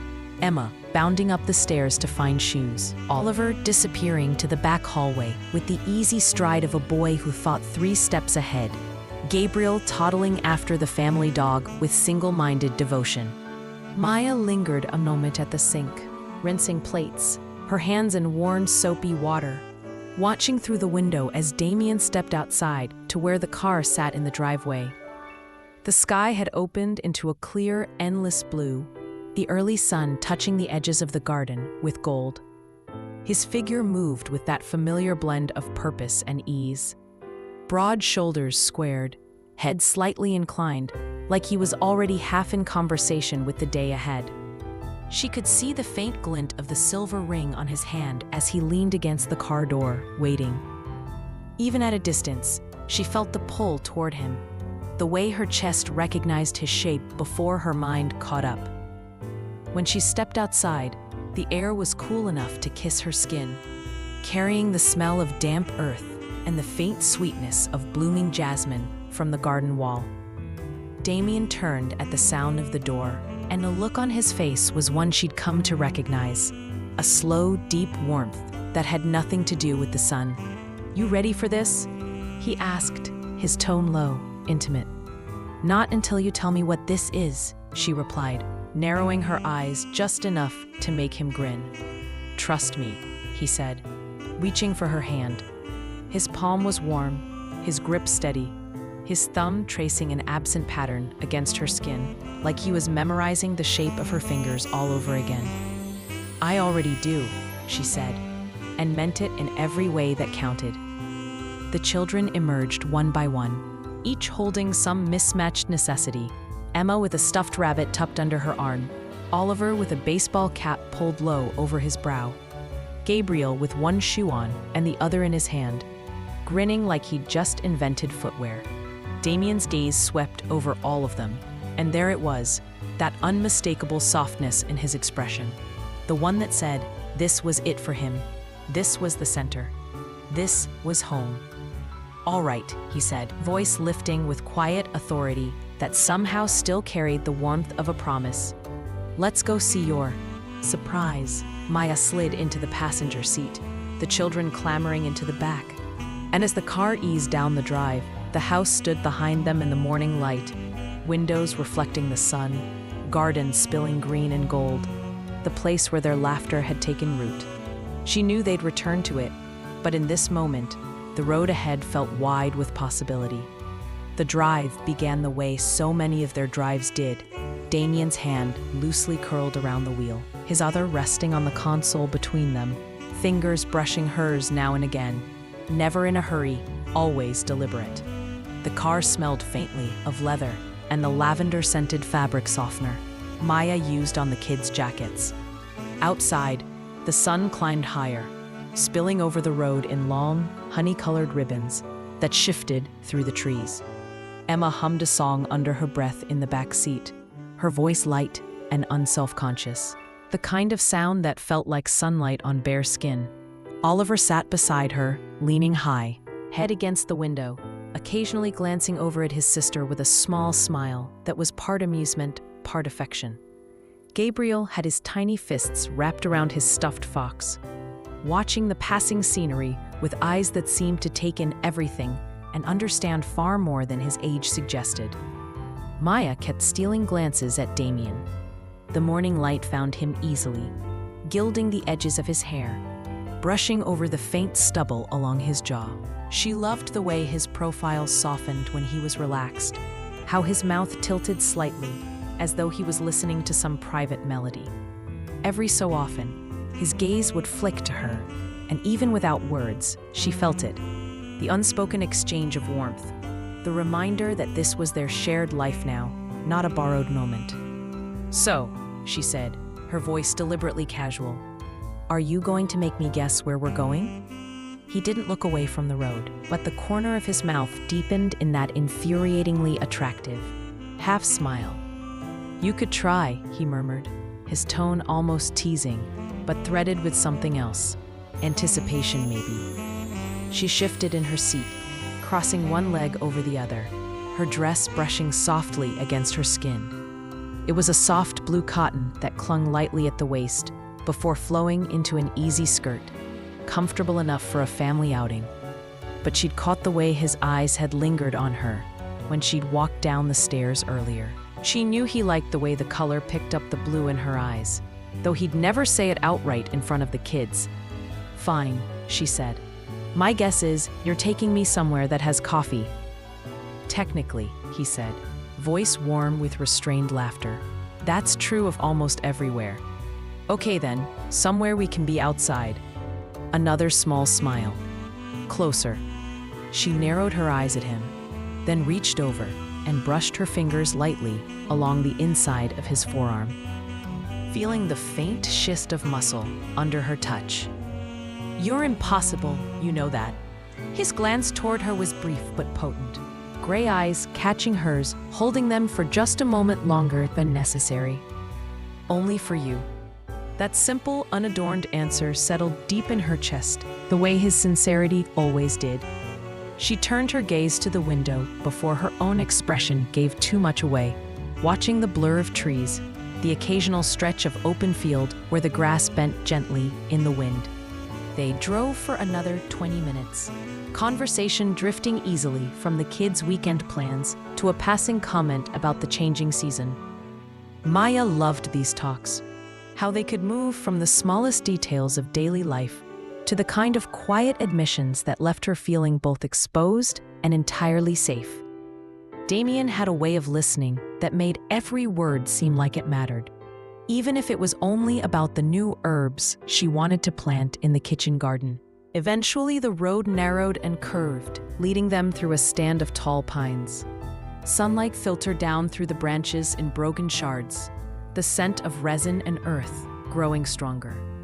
When they emerged on the other side, the landscape opened into a wide meadow, pale green with spring's early growth. At the far edge, a cluster of white buildings stood, graceful and old, their wooden trim painted fresh, their roofs a deep slate that gleamed faintly in the sun. Maya blinked, recognition stirring at the edges of memory. "Damien, is this?" He pulled the car to a slow stop along a gravel path, the sound of tires crunching in the quiet. "It is," he said simply, turning off the engine. The children craned their necks to see. Emma's eyes went wide. "It looks like something from a storybook," she whispered. Maya's throat tightened. She'd been here once, years ago. Before her life had turned down its darker paths, it had been a place she'd never thought she'd see again, a sanctuary she'd only dared to think about in moments when hope felt too dangerous. Damien was already watching her, reading the shift in her expression. "I wanted you to have this," he said quietly. "For you, for us, for them." She swallowed hard, her fingers curling around the door handle without opening it. The moment felt too fragile, as if stepping out into it might scatter the pieces of it into the wind. "You remembered." "Of course I remembered," he said. The sincerity in his voice, a steady anchor against the pull of memory. When she finally stepped out, the air felt different, cooler here, touched by the faint breeze coming off the meadow, carrying with it the scent of wildflowers just beginning to bloom. She turned in a slow circle, taking in the sweep of green, the gentle slope of the land toward the distant line of trees. Damien came to stand beside her, his hand finding the small of her back, warm and steady. The children tumbled out of the car in their own noisy way. Oliver stretching like a cat, Gabriel toddling straight toward a patch of daisies with determined curiosity, Emma spinning in a slow circle with her arms outstretched. This, Damien said, his voice low enough for only her to hear, "is where I want to build something with you. Not just a memory, something lasting." Her heart swelled in her chest, full to the point of aching. She turned to him, studying the lines of his face in the soft light, the faint crease at the corner of his eye from years of smiling at the people he loved, the set of his mouth that was both strong and unbearably gentle. "Then let's," she said simply, because there were moments when the truth didn't need more than 2 words. Maya's shoes crunched softly on the gravel as she took her first steps away from the car, her hand still in Damien's, as though it was the only anchor she needed. The air smelled like earth, waking up after a long sleep, rich, damp, alive, and underneath it, there was the faint sweetness of the wild daisies Gabriel had discovered. The sun was warm on her skin, but not oppressive, a kind of golden caress that made the edges of the world seem softer, more forgiving. She felt the faint lift of wind tugging at her hair, sending loose strands curling against her cheeks. Damien reached out without thinking, catching one between his fingers and tucking it gently behind her ear. His touch lingered there, the pad of his thumb grazing her cheekbone in a way that sent heat pooling low in her stomach. "You're quiet," he murmured, and the low timbre of his voice carried through her like a slow, steady heartbeat. "I'm remembering," she admitted, glancing toward the white buildings. Their windows glinted in the light, and she could almost see ghost images from her past. A girl in her early 20s, hopeful and scared in equal measure, who'd once stood here thinking she might have a future worth holding on to. "It feels different now, like I can stand here and not be afraid of losing it." "That's because you're not standing here alone," Damien said, his fingers closing just slightly on her waist, grounding her in a way that was more than physical. Oliver had wandered to the edge of the meadow, crouching to examine a scatter of tiny purple flowers, his lips moving, as if he was cataloging their details in his head. Emma had found a stick and was using it as a wand, pretending to cast spells on the breeze. Gabriel, of course, had plopped down right in the middle of the grass, patting at it with both hands, and babbling to himself as though in conversation with the earth. Damien's gaze followed theirs, a slow smile curving his mouth, one of those smiles that seemed to start in his eyes before it reached his lips. "They fit here," he said, almost to himself. "They fit anywhere there's love," Maya replied, and the truth of it hit her as she said it. It was what she'd always hoped for her children, what she'd spent years trying to give them, even when she had almost nothing else to offer. Damien looked back at her, and the expression in his eyes made her chest tighten. There was something in his gaze that made her feel entirely seen and entirely wanted, in a way that was almost unbearable in its tenderness. "Walk with me," he said quietly, like it was a promise rather than a request. They crossed the meadow together at an unhurried pace, the grass brushing against their calves. She could hear the whisper of blades parting under their steps, the hum of early bees drifting between the wildflowers, the far-off rush of a small stream somewhere behind the buildings. When they reached the nearest structure, a wide porch with faded rocking chairs lined up like sentinels, Maya trailed her fingers over the smooth, sun-warmed wood of the railing. "Feels the same," she said softly, "but it's not." "No," Damien agreed, moving to stand in front of her so that her back was almost against the railing. He wasn't crowding her exactly, but there was no mistaking the intimacy in his stance, the way his eyes searched hers as if he wanted to memorize the exact shade they turned when she was this close to him. Her pulse thudded in her ears, and she realized she was holding her breath without meaning to. "What are you thinking?" she asked. "That I love you in every place we've ever been together," he said simply. "But here I can picture everything we could still be. I can see you standing here 10 years from now, laughing at something Gabriel says. I can see us sitting on this porch, watching them run through the meadow until the sun goes down. I can see growing old here with you." The words hit her like the slow pour of warm water over frozen ground, melting something deep inside her that she hadn't realized was still locked in ice. She reached up, brushing her fingers along the edge of his jaw, feeling the slight rasp of stubble beneath her touch. "I never thought I'd have that," she whispered. "Not with anyone, not like this." "You have it," Damien said, his voice low and certain. "You have me." And then he leaned in, closing the last inches between them, and kissed her. It wasn't rushed or hungry. It was deep in a way that felt like it was made to last. His lips moved over hers with the same deliberate patience he had in everything that mattered, and she melted into him, her hands curling into the fabric of his shirt.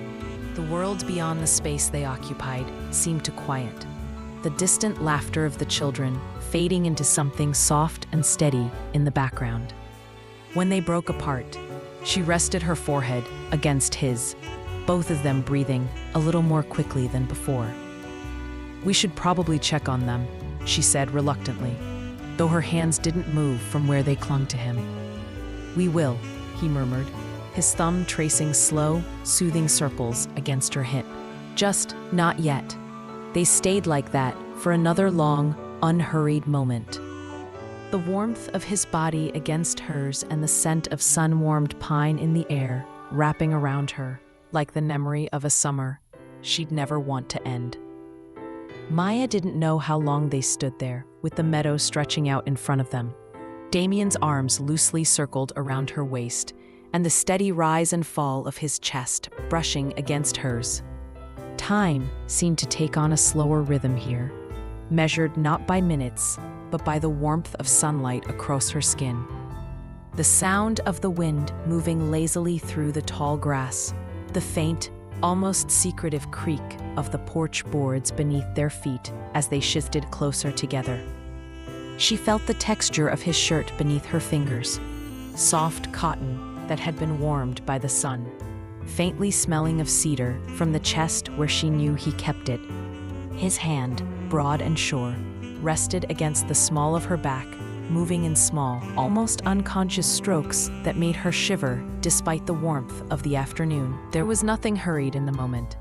His touch felt like a slow unfolding, like the way a leaf uncurls after rain, certain and inevitable. She tilted her head back slightly to look at him, catching the light in his eyes. It wasn't just the gray she'd come to know so well. It was deeper now, like there were layers there she could fall into and never reach the bottom. He was watching her with a kind of quiet focus that made her chest feel both tight and achingly open, as though he was memorizing her in this exact setting so he could carry the memory with him. "You're looking at me like I'm the only person here," she said softly, her voice a mix of wonder and something more vulnerable. "You are," he replied without hesitation, and the weight of those two words landed inside her like an anchor against a storm. She had been loved before, or at least she had thought she had. But this was different. This was a man who saw her scars and still reached for her with steady hands, who saw not only who she had been, but who she could be, and loved both with the same fierce devotion. She felt the sting of tears threaten her vision and blinked them back, pressing her lips together before they could spill over. "Damien." Her voice cracked just enough to make his expression shift, the corner of his mouth softening as if he understood all the words she couldn't find. His thumb swept along her cheekbone, catching a stray tear she hadn't realized had escaped. "You don't have to say it," he murmured. "I know." But she wanted to say it anyway. She wanted him to hear it in this place, with the sound of their children laughing in the meadow behind them, and the air heavy with the scent of wildflowers. "I love you," she said, the words coming out steady and sure.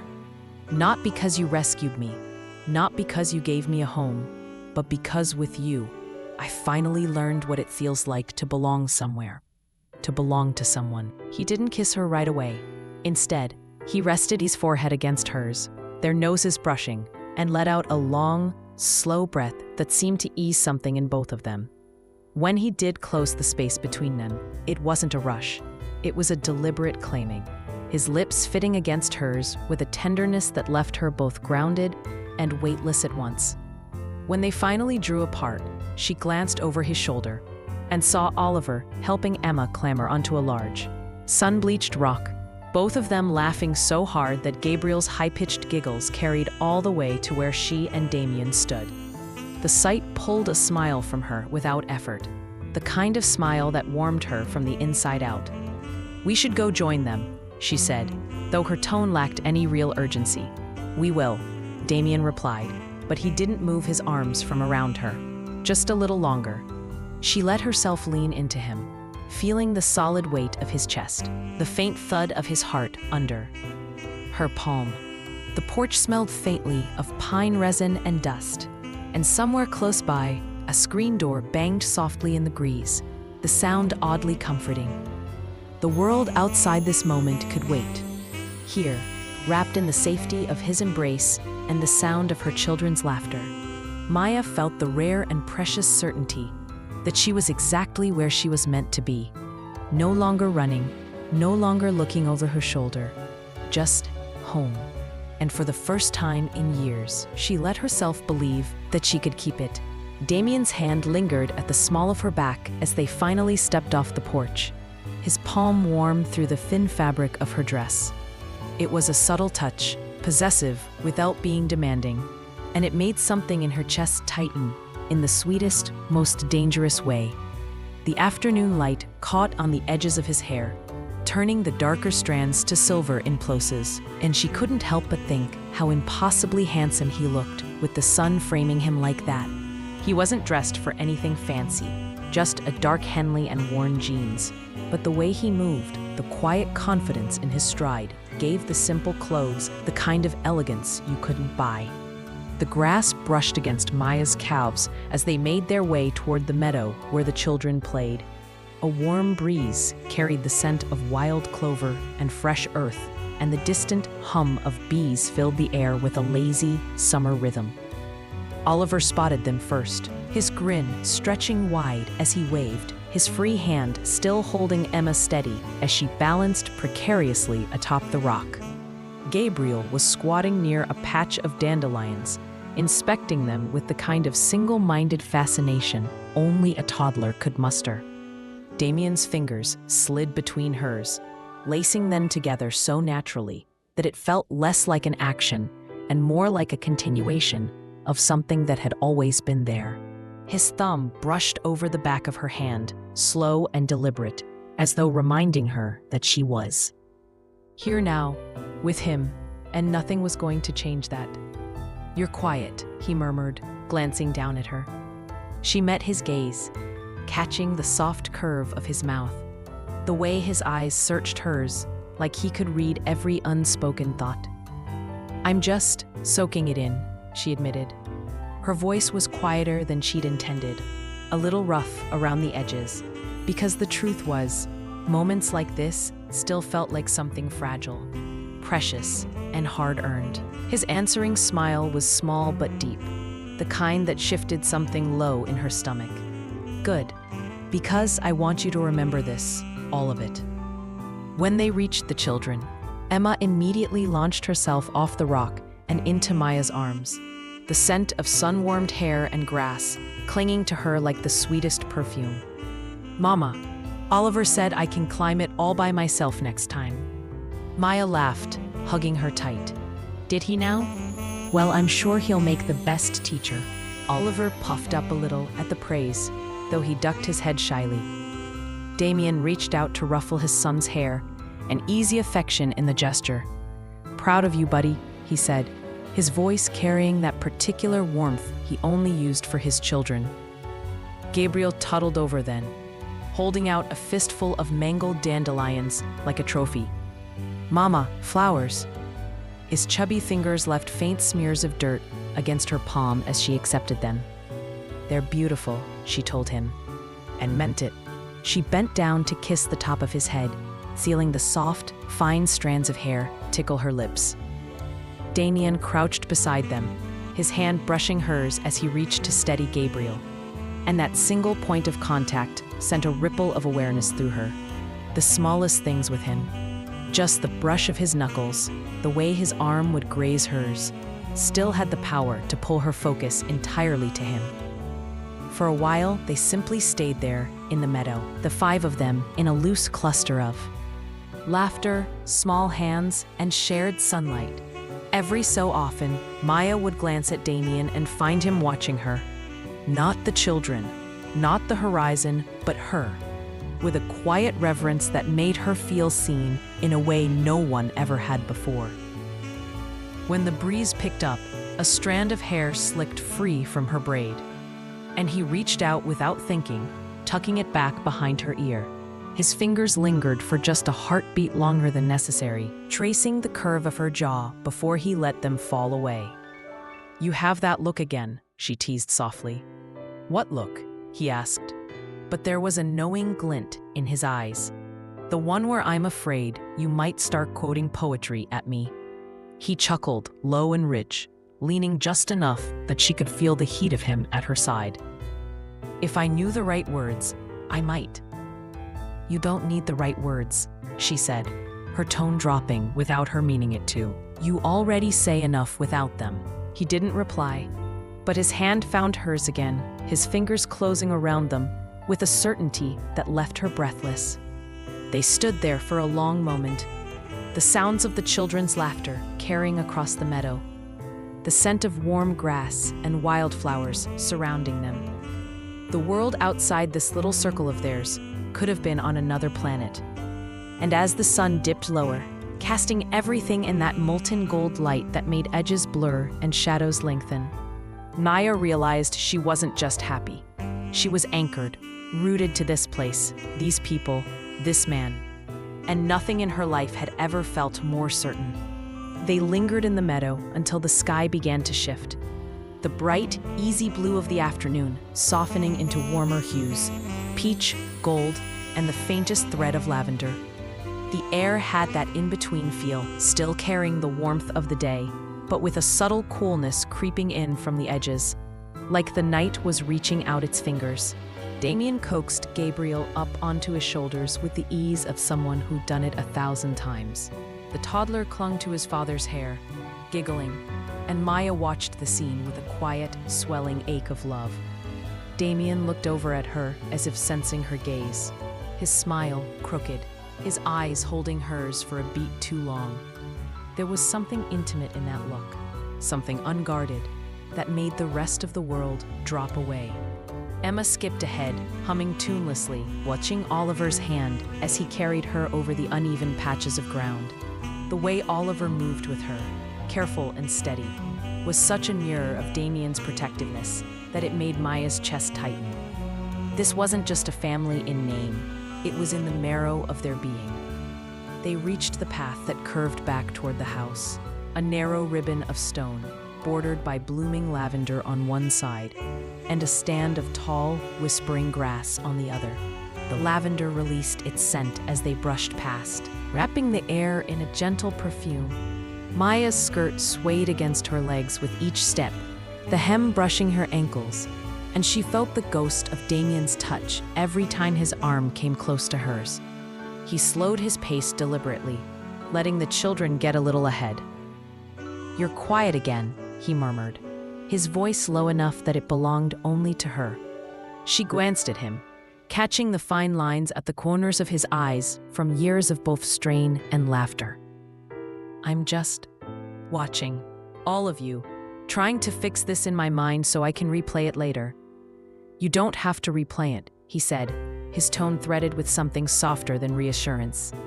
"You're here. You're living it." "I know." She gave a small smile, but it was tinged with that tender vulnerability that still surprised her sometimes. "It just feels fragile, like I'm going to blink and it'll be gone." Damien stopped walking. The children were still in sight, but far enough away not to overhear. He turned toward her. Fully, Gabriel still perched high above on his shoulders, tiny hands tangled in his hair. "Look at me," he said quietly.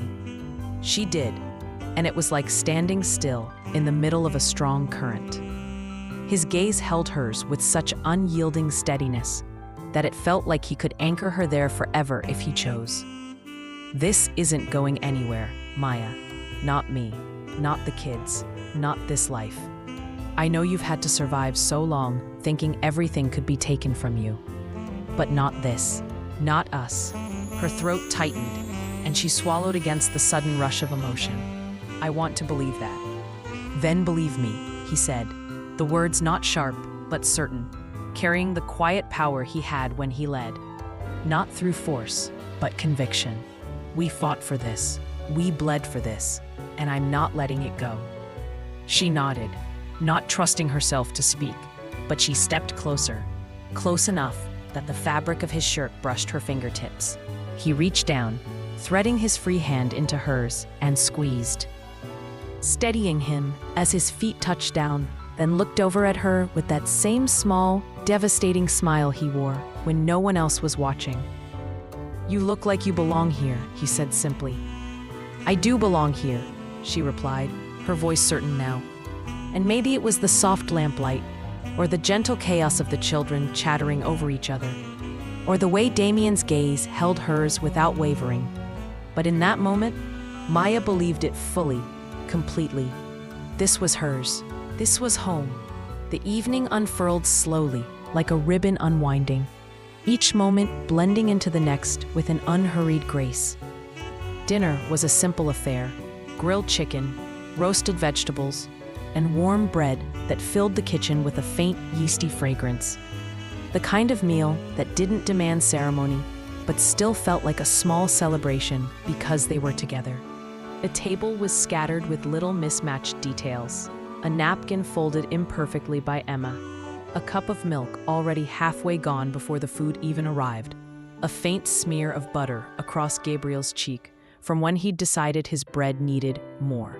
Damien sat at the head of the table, his posture relaxed, his shirt sleeves rolled up to his forearms, the faint trace of afternoon sun still clinging to his skin. He had one hand resting lightly on the back of Maya's chair, a subtle touch that was neither possessive nor casual. It was grounding, a quiet reassurance that he was there. She caught his gaze once as she passed in the bread basket, and the corner of his mouth curved into that knowing smile. It was the kind of look that could undo her if she let it linger too long. Emma was full of stories about her playground adventures, about how Mrs. Henderson's cat had apparently smiled at her that morning, about a drawing she'd started but not yet finished. Oliver, patient as ever, listened to her in between bites, occasionally nudging her to eat something before her vegetables got cold. Gabriel, meanwhile, was a study in joyful chaos, trying to use his spoon and then abandoning it for his hands when the spoon didn't cooperate fast enough. Every few minutes, he would look up and beam at Damien as if to say, "See what I did?" The rhythm of it was ordinary, but it was that very ordinariness that made Maya feel the ache in her chest. There had been a time when she'd thought these moments were for other people, people whose lives hadn't been appended, whose histories didn't come with sharp edges. And yet here she was, sitting at a table filled with warmth and laughter, her hand brushing against Damien's every so often, in a way that sent small sparks along her skin. When the meal was over, the children were predictably reluctant to head toward bedtime. There were requests for just one more story, just 5 more minutes outside, just one more story, just 5 more minutes outside, just one more round of peekaboo for Gabriel. Damien was a master at gently shepherding them along, his voice calm but firm, promising they could pick up where they left off tomorrow. Emma clung to his neck for an extra hug, whispering something that made him laugh low in his chest. Oliver gave him a high five before heading toward the bathroom to brush his teeth, and Gabriel toddled after them both, chattering in a language only he seemed to understand. Maya lingered in the kitchen, rinsing the plates, listening to the sounds drifting down the hall, water running, Emma giggling, Oliver's voice reading a page aloud. Damien's footsteps returned first, quiet but sure, and when she turned, he was leaning in the doorway watching her. "You always look like you're memorizing something," he said. "Maybe I am," she replied, drying her hands on a dish towel. He crossed the space between them, slowly, as if savoring each step until he stood close, enough that she could feel the faint heat radiating from him. What are you memorizing now? The sound of this house when it's winding down for the night. The way the light hits your eyes right now. She hesitated, the smallest smile tugging at her lips. The way you look at me like I'm the most important thing in the room. His hand came up to cradle her jaw, his thumb brushing lightly along her cheekbone. You are. The words were so simple, but they landed deep, threading into the places that still sometimes doubted. She leaned into his touch, her eyes closing for a moment, letting the quiet between them swell. When she opened them again, his gaze hadn't moved from hers. He bent his head, not with urgency, but with the deliberate patience that was uniquely his, and kissed her. It was warm, unhurried, a kiss that lingered, not because it needed to escalate, but because it didn't need to end. By the time they pulled apart, the house had fallen quieter. Damien glanced toward the hallway. I'll check on them. She followed him to the children's rooms. Emma was already half asleep, curled under her blanket with a stuffed rabbit tucked beneath her chin. Oliver was reading by the faint glow of his bedside lamp, and Damien knelt beside him for a quick, quiet exchange before ruffling his hair and switching off the light.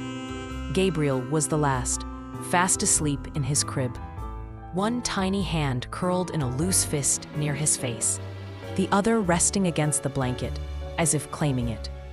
They stood together for a long moment in that room, just listening to his soft breathing. Damien's arm slid around her waist, pulling her in close, and she leaned against him, the scent of him, clean soap, and something darker, warmer, settling over her like a familiar song. When they finally retreated to their own room, the house felt wrapped in a cocoon of stillness. Damien shut the door behind them, and Maya felt the shift instantly. The soft click of the latch, a signal that the day belonged to no one else now. The lamplight painted everything in a warm glow, the air scented faintly with the lavender sachet she kept in the drawer.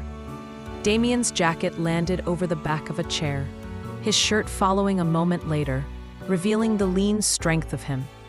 She moved toward the bed, but he caught her hand, stopping her in the middle of the room. Not so fast, he murmured, tugging her closer until she was against him. The heat of his skin seeping into hers, her fingers curled against his chest, feeling the steady beat beneath her palm. What are we doing? She asked, though she already knew. Memorizing, he said, echoing her earlier words, his voice low and certain. The night unfolded with that same unhurried intensity, each touch and kiss layered with the weight of everything they'd been through to get here. There was no rush, no need to prove anything, only the deep, aching satisfaction of knowing they were exactly where they belonged. And when they finally lay tangled together, the window cracked open to let in the cool night air. Maya thought that if happiness had a sound, it would be this: the steady rhythm of his breathing beside her, the faint rustle of leaves outside, the quiet heartbeat of a home that was truly, finally hers. The first pale light of dawn spilled into their bedroom, brushing the walls in soft gold and stretching long, sleepy fingers across the bed. The window was cracked just enough to let in the cool breath of early morning, carrying with it the faint scent of wet grass and blooming gardenias from the yard below. Somewhere in the distance, a bird trilled, tentative at first, then more certain, as if the day itself was shaking off its drowsiness. Maya woke first, her cheek pressed to the steady rise and fall of Damien's chest. For a moment, she didn't move. She simply listened to the quiet rhythm of his breathing, to the muted hum of the house as it settled into a new day. His arm was heavy around her waist, his palms splayed with the kind of instinctive protectiveness that had never been about possession, only about keeping her safe. She tilted her head slightly to look at him. His lashes lay dark against his skin, his mouth softened in sleep, but even resting, he looked like a man on the brink of movement. as if ready to wake and handle whatever the day asked of him. There was a shadow of stubble along his jaw, the kind she secretly loved because it felt warm and textured against her skin when he kissed her. She reached up, brushing a strand of hair from his forehead, her fingertips lingering. It was still hard for her, even now, to believe she could touch him whenever she wanted, that the intimacy wasn't fleeting, that it wasn't borrowed time. Damien stirred under her touch, his eyes opening slowly, gray and clear as winter water. When he smiled, just that slow, sleepy curve of his lips, she felt something low in her chest loosen. "Good morning," he murmured, his voice still rough from sleep. "Good morning," she whispered back. His hand tightened slightly on her waist, drawing her closer until her legs tangled with his beneath the sheets. "You've been watching me again." She let a tiny smile escape. "Maybe, I like the view." He chuckled low and warm, the sound vibrating against her ear as he dipped his head to press a kiss to her temple. "Dangerous habit," he said. "Might make me think you actually love me." Her lips brushed his jaw, the stubble rasping gently against her skin. "I think you know by now." They stayed like that for a long while. No rush, no intrusion, only the slow luxury of a morning with nowhere urgent to be. The house was quiet, except for the occasional soft creak of wood as it warmed in the sunlight. From down the hall came the muffled thump of little feet hitting the floor, followed by faint sound of Emma's voice calling for Oliver.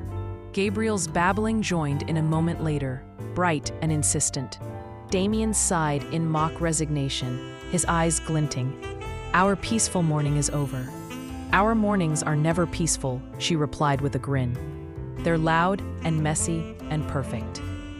Reluctantly, they untangled themselves, the air cool against their skin as they left the warmth of the bed. Maya pulled on her robe, the fabric soft and well-worn, while Damien reached for the faded t-shirt that hung from the back of a chair. She watched him move toward the window to glance out at the garden, the sunlight catching on the lines of his shoulders, and felt a quiet thrill of affection, how even the ordinary sight of him doing something so simple could fill her so completely. The kitchen smelled faintly of coffee, rich and dark, by the time they made it downstairs.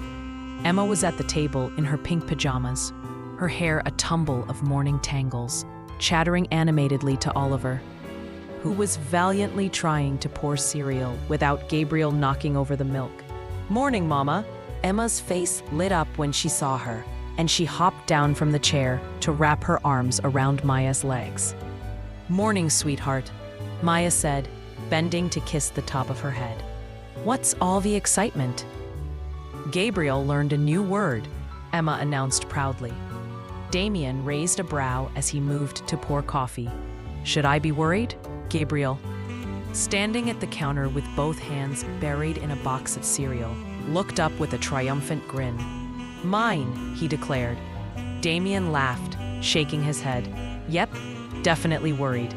It was in the middle of this chaos, coffee brewing, cereal spilling, children talking over each other, that the knock came. It wasn't sharp or hurried, but it cut through the morning sounds in a way that made both Maya and Damien glance toward the door. It came again, measured and deliberate, the kind of knock from someone who knew exactly when to wait and when to trim. Again, Maya exchanged a quick look with Damien, reading the same flicker of curiosity and something a little more cautious in his eyes. She wiped her hands on a dish towel, the fabric warm from where she'd been holding it, and made her way toward the front hallway. The light streamed in through the tall windows, throwing long shadows across the polished floorboards. Her bare feet made no sound as she approached, her hand curling around the doorknob. For just a heartbeat. She hesitated, not out of fear, but from that ingrained habit of bracing for the unexpected. Damien had followed her silently, his presence steady at her shoulder. She felt the warmth of him before she heard his quiet, "Ready?" She nodded, then opened the door. The morning air spilled in first, cool and clean, carrying with it the scent of damp earth and the faintest trace of pine. And then, the door eased open on its hinges, and for a heartbeat, the light outside was almost too bright after the dim honey gold of tea. Hallway, the sun was still climbing, filtering through the heavy canopy of the old maples lining the drive, and it painted the figure on the doorstep in shifting dapples of light and shadow. Maya's eyes adjusted, and her breath caught, not because the visitor was threatening, but because they carried a weight with them, an air that made the moment stretch. A man stood there, tall, his shoulders squared but not aggressive, a travel-worn leather satchel slung across one side. His hair was wind-tossed, the dark strands carrying the slight shine of morning dew. His clothes were neat, but rumpled in the way of someone who'd been on the road since before sunrise. Charcoal trousers, a crisp white shirt rolled to the forearms, a weathered jacket that hung just slightly loose, as if he'd lost weight recently. His face was open, but there was something searching in his gaze, the way his eyes, hazel, flecked with gold that caught the light, moved over her as if confirming that she was real. "Good morning," Maya said, her voice even, though there was a faint quickening in her pulse she couldn't quite name. She was aware of Damien beside her, a steady heat at her shoulder, his presence coiled in quiet watchfulness. The man's lips curved into a smile, not wide but genuine, the kind that softened the angles of his face. "Morning. I hope I'm not intruding." His voice had a rough timbre, like he hadn't used it much yet today, and the sound of it seemed to fold into the stillness between the three of them. "You've come a long way," Damien said, his tone mild, but edged with the subtle authority that never quite left him. "That I have," the man agreed, his gaze flicking between them. "I wasn't sure if I should even come, but I thought—" He paused, then smiled faintly again, almost self-conscious. "Some things need to be said face to face." Behind them, the muffled chaos of breakfast continued. Gabriel's high-pitched laughter, the scrape of Emma's chair on the kitchen floor, Oliver's voice reminding someone to use a spoon. The sounds made the air around Maya warmer, more grounded, and she found herself tightening her hand around the door just slightly, as if she could hold that domestic cocoon in place. "Why don't you come in?" she said finally, stepping back. The words came from instinct, from the part of her that had been taught, through hardship and healing, that sometimes you offer the seat at your table first, and ask the hard questions later. The man hesitated only a second before crossing the threshold. As he passed, the faint scent of rain-soaked leather and fresh pine clung to him, a smell that didn't quite belong to their house, but didn't feel foreign either. Damien shut the door quietly behind them, and Maya caught the subtle shift in his body, still protective, but no longer a wall. In the kitchen, sunlight streamed across the table, catching on Emma's tangled hair and turning it into a halo of gold. Gabriel clapped his hands when he saw a new face, his grin wide and unfiltered. Oliver's eyes, always sharp, lingered on the man's satchel before flicking to Damien with a silent question. "This is," Maya began, but the man lifted a hand, slightly, almost apologetically. "Let me introduce myself," he said. "Name's Elias. I knew your mother, a long time ago." The words hung there, and Maya felt the air shift in that subtle way it does when the past walks straight into the present. Damien glanced at her, his gray eyes steady but searching, and in that quiet exchange she felt the unspoken question, "Are you all right?" and her answering reassurance, "Yes, I'm here." She gestured toward the table. "Sit, have some coffee, you can tell me." Elias's smile was small, tinged with something wistful. He took the offered chair, his movements careful, as if he didn't want to disturb the fragile thread of this moment. Damien poured the coffee, setting it in front of him without a word, but his gaze never softened from its quiet alertness. Maya sat too, the warmth of the mug seeping into her palms, anchoring her while Elias began to speak. And as his voice threaded through the sunlit kitchen, weaving a bridge between her childhood and this new, imperfect, beautiful life, she felt Damien's knee press lightly against hers under the table, a wordless promise that no matter what old ghosts arrived at their door, she wouldn't face them alone. Elias's fingers curled around the mug like it was more than coffee, like it was something steady to hold onto while he sifted through years of unspoken memories. Steam coiled upward in pale ribbons, catching in the sunlight. He didn't drink right away. Instead, his gaze moved slowly, deliberately, around the room, over the mismatched chairs, the scuffed floorboards, the refrigerator crowded with photographs and childish artwork.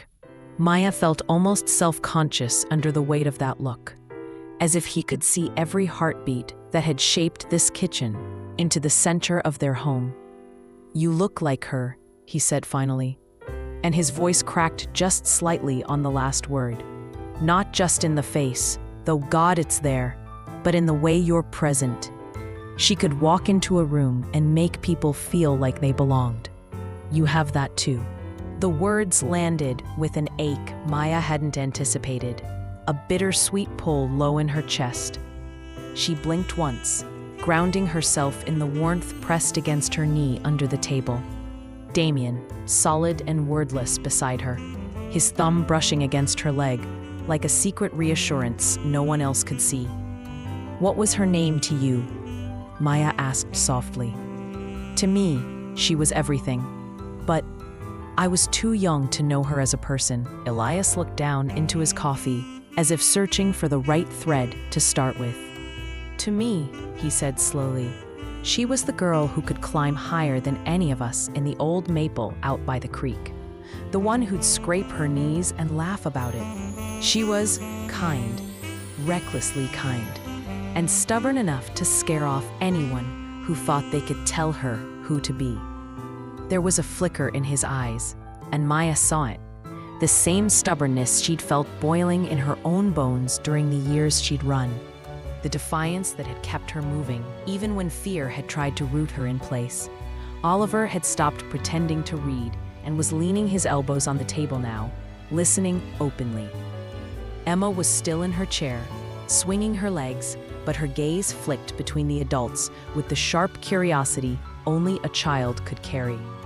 Gabriel babbled softly to himself from his high chair, a stream of sounds that rose and fell like background music. "She saved my life once," Elias continued, and his voice had shifted. It was lower now, textured with memory. "We were kids, barely 16. A storm had rolled in fast, the kind that turns the river black and mean. I went in after a fishing line, and..." He gave a short laugh, but there was no humor in it. "I didn't come back up right away. She was the one who dove in after me, dragged me to shore, cussed me out until I could breathe again." Maya's lips curved before she could stop them. "That sounds like her," she murmured. Damien was watching her now instead of Elias, as if cataloging every shift in her expression, measuring her breaths. His hand moved under the table again, just a small squeeze of her knee, and she felt the pulse of love there, quiet, grounding, fierce. Elias finally took a sip of his coffee, exhaling slowly after. "I came here because..." He hesitated, his gaze settling fully on Maya. "Because I wanted you to know that she mattered to more people than you ever knew. And because I thought, maybe you should hear some of her stories before time makes them harder to reach." Maya's throat tightened.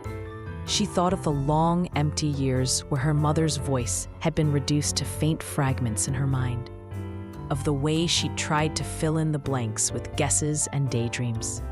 "I'd like that," she said, her voice steadier than she felt. "I'd like that very much." Damien shifted slightly, his arm brushing hers, and she felt the warmth of him radiate through the thin sleeve of her sweater. He didn't speak, but his presence was an anchor, reminding her that she could let the past in now, because she was rooted deep in something unshakable. The kitchen seemed to breathe with them then, the scent of fresh coffee mingling with toast and the faint citrus of Emma's juice. The creak of the old house settling, the hush that comes when everyone in a room is leaning toward the same moment. Elias set the mug down, and reached into his satchel.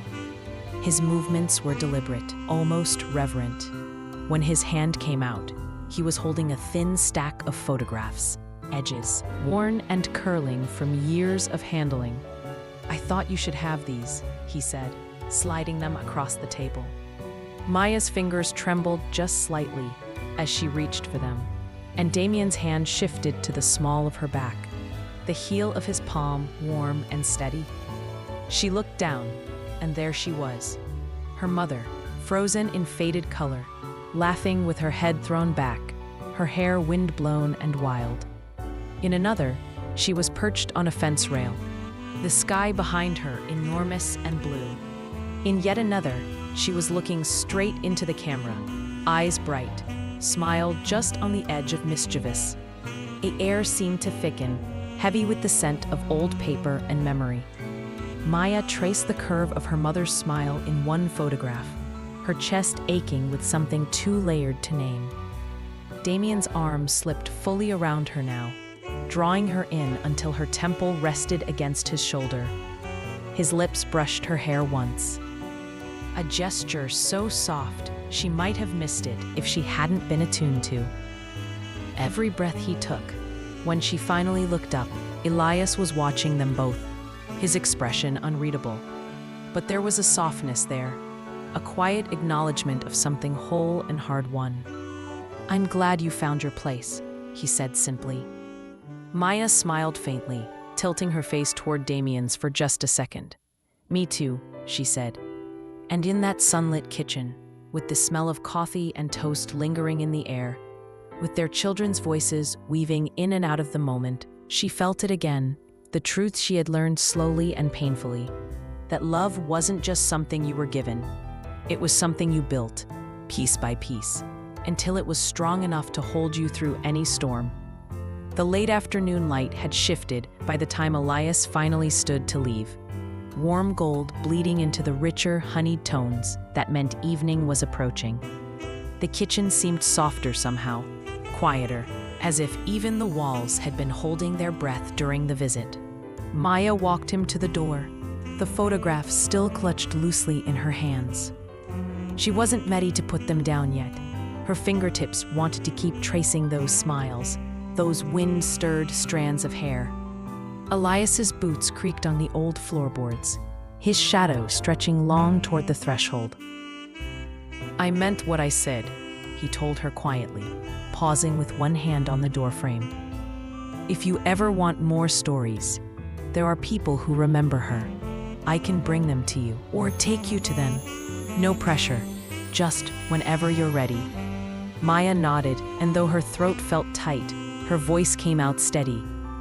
For a few moments, Maya simply stood there, leaning against the door, the cool wood grounding her as the quiet expanded in the house.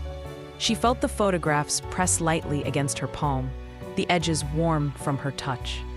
When she finally turned, Damien was still in the kitchen, but his gaze was locked on her in that way he had, unflinching, absorbing her, as if she were the only thing in the room worth noticing. He'd shed his jacket, leaving him in a dark Henley that clung to the broad lines of his shoulders. The late light caught on the sharp angles of his face, gilding the curve of his jaw, the gray steel of his eyes. He didn't speak right away. Instead, he crossed the space between them in slow, deliberate steps, his boots silent on the worn wood. When he reached her, he didn't touch her at first, just stood close enough that she could feel the subtle heat radiating from him. "You okay?" he asked at last. Voice low, roughened in the way it sometimes got when emotion sat close to the surface. Maya let out a breath she hadn't realized she'd been holding. "I don't know. Yes. No. It's a lot." His eyes searched hers, as if he could read all the unspoken threads tangled in her chest. Then, with a tenderness that undid her, he reached out and took the photographs from her hand. He didn't look at them, just set them carefully on the side table, freeing her hands so he could gather them into his. His thumbs traced lazy, rounding circles over the backs of her fingers. "Come here," he murmured. She stepped into him without hesitation, the world narrowing to the press of his chest against hers. the slow slide of his arms around her. His scent, warm cedar and something faintly smoky, racked around her like a memory. She pressed her cheek to the solid breadth of his shoulder, closing her eyes, letting the rhythm of his breathing tether her. "She looks so much like you," Damien said softly, his breath stirring the hair at her temple. "But I see something else too, something that's all yours. You've taken her fire and turned it into your own kind of light." Her eyes burned, and she pressed her lips to the fabric over his heart. "You always know what to say," she whispered. His answering hum was low, almost a rumble. "No, I just tell the truth." They stayed like that for long, quiet minutes, the fading sunlight spilling across the floorboards in molten streaks. Somewhere down the hall, Emma's laughter rang out, bright and unself-conscious. And Gabriel's voice followed, giddy, half-formed words that were more joy than language. Damien's hands shifted, one sliding up to cradle the back of her head, his fingers threading through the loose strands of her hair. "I like when you let me hold you like this," he murmured. She smiled faintly against him. "Why?" "Because it's not just comfort," he said, leaning back enough to look at her. His eyes caught the dimming light, turning them almost silver. "It's trust. And that's the most beautiful thing you've ever give." "Me," her breath caught.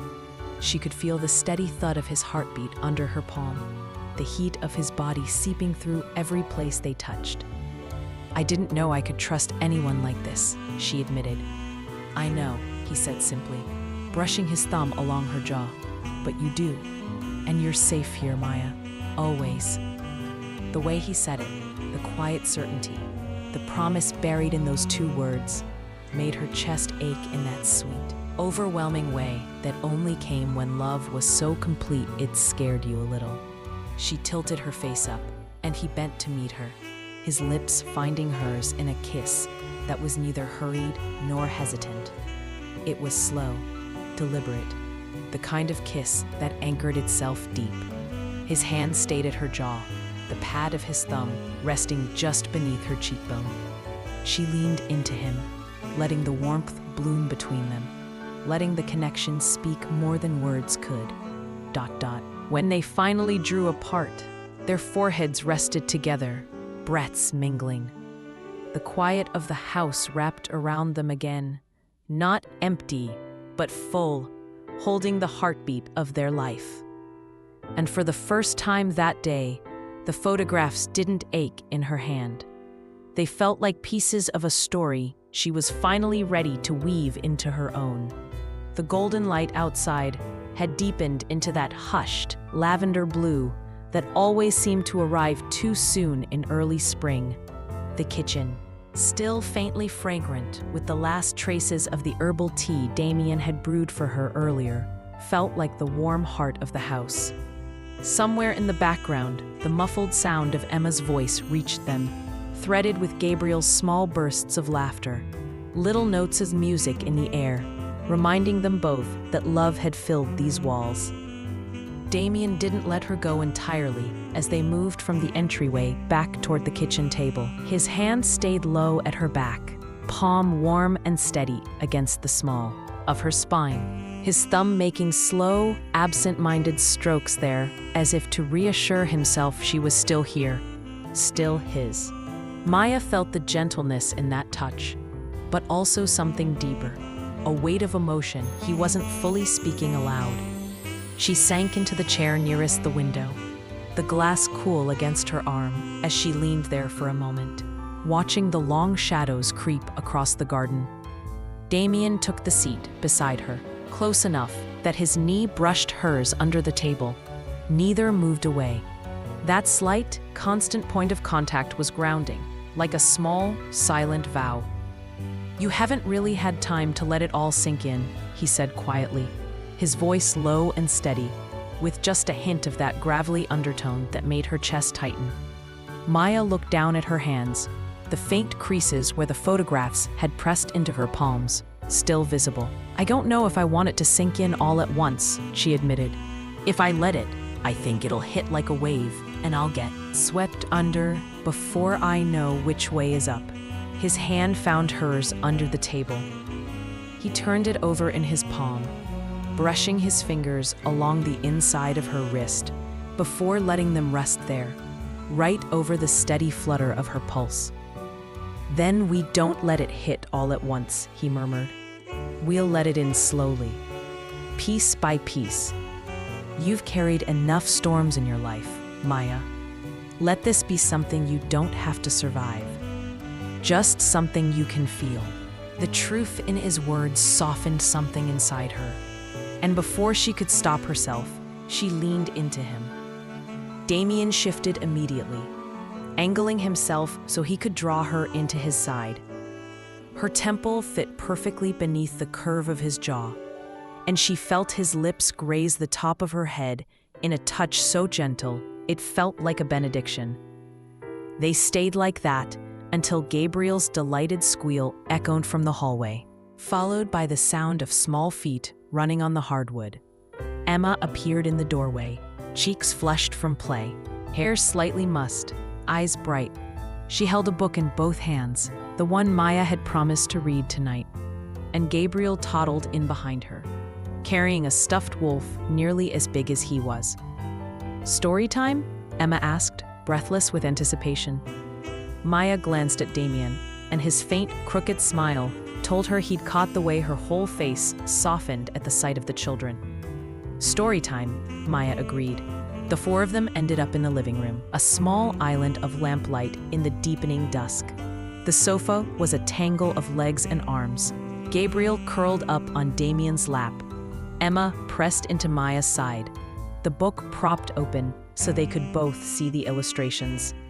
Damien's deep, warm chuckle rumbled against her shoulder whenever Gabriel tried to read along in his baby speak. Emma laughed too, leaning further into Maya until the weight of her felt like an anchor, solid and real. When the story was over and Gabriel was nearly asleep, his head heavy on Damien's chest, Maya ran H hand through Emma's hair, smoothing it back from her face. "Bedtime, sweetheart," she murmured. Emma groaned softly, but didn't resist when Damien stood, shifting Gabriel into one arm and holding out his other hand for Emma to take.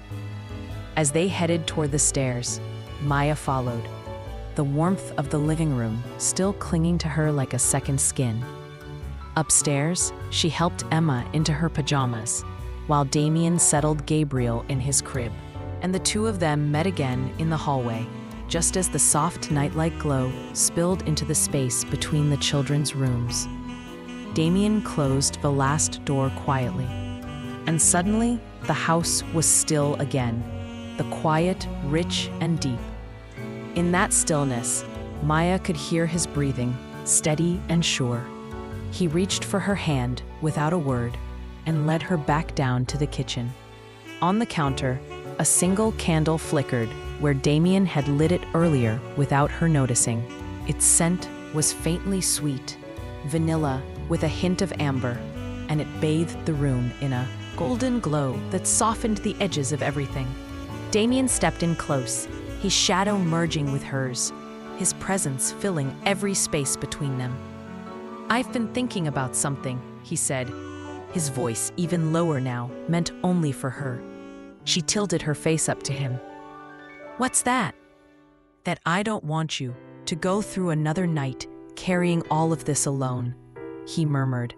His hand came up to cup her cheek, his thumb brushing lightly along her skin. "Whatever memories came back today, whatever it stirred up, let me share the weight, even if it's heavy, especially if it's heavy."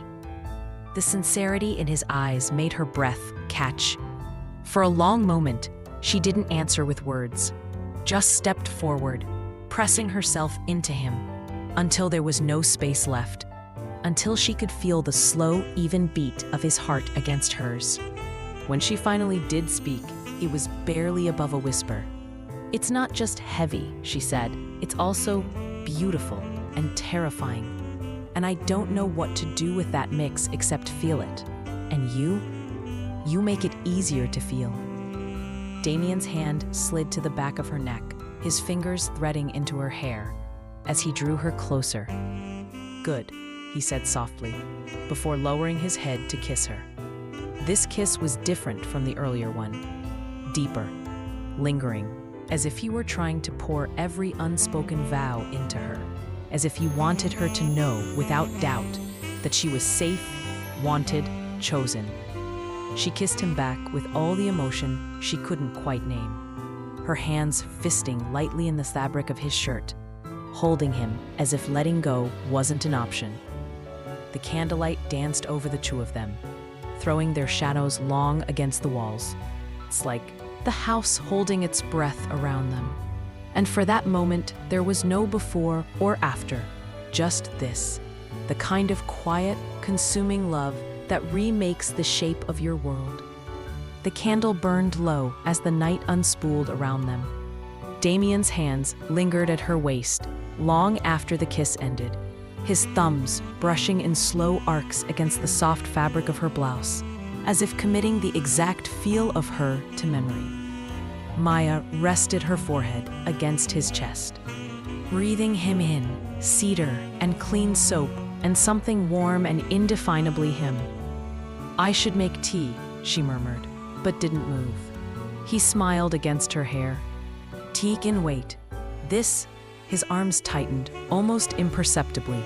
"Can't." They stayed like that until the kettle's whistle finally broke the spell, a soft reminder of the world's small, practical needs. Maya stepped away, but Damien's fingers brushed her wrist as if reluctant to let her go completely. She moved to the stove, the hem of her skirt whispering over the tiled floor, and began spooning loose leaves into the old porcelain pot. Damien, as he always did, made himself quietly useful, pulling down mugs, finding the honey jar, leaning against the counter to watch her with an expression that made her feel both cherished and seen. They drank their tea in the quiet kitchen, legs brushing beneath the table. He reached out occasionally to tuck a strand of her hair behind her ear or rest his palm over her knee in an absent, protective way that sent warm currents through her. When the tea was gone, Damien rinsed the mugs while she wiped down the counter. It was nothing remarkable, soap bubbles, the clink of porcelain, but it was threaded with an intimacy that ran deeper than grand gestures.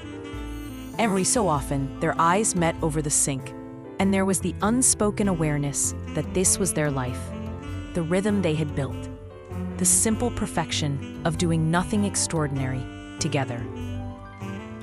Later, they wandered out to the garden, drawn by habit and memory. The night was cool but gentle, and the scent of jasmine hung in the air. The grass was damp under their bare feet, and the stars scattered themselves in sharp pinpricks across the indigo sky. Maya found herself remembering the first time she'd stood here with him, the uncertainty that had clung to her then.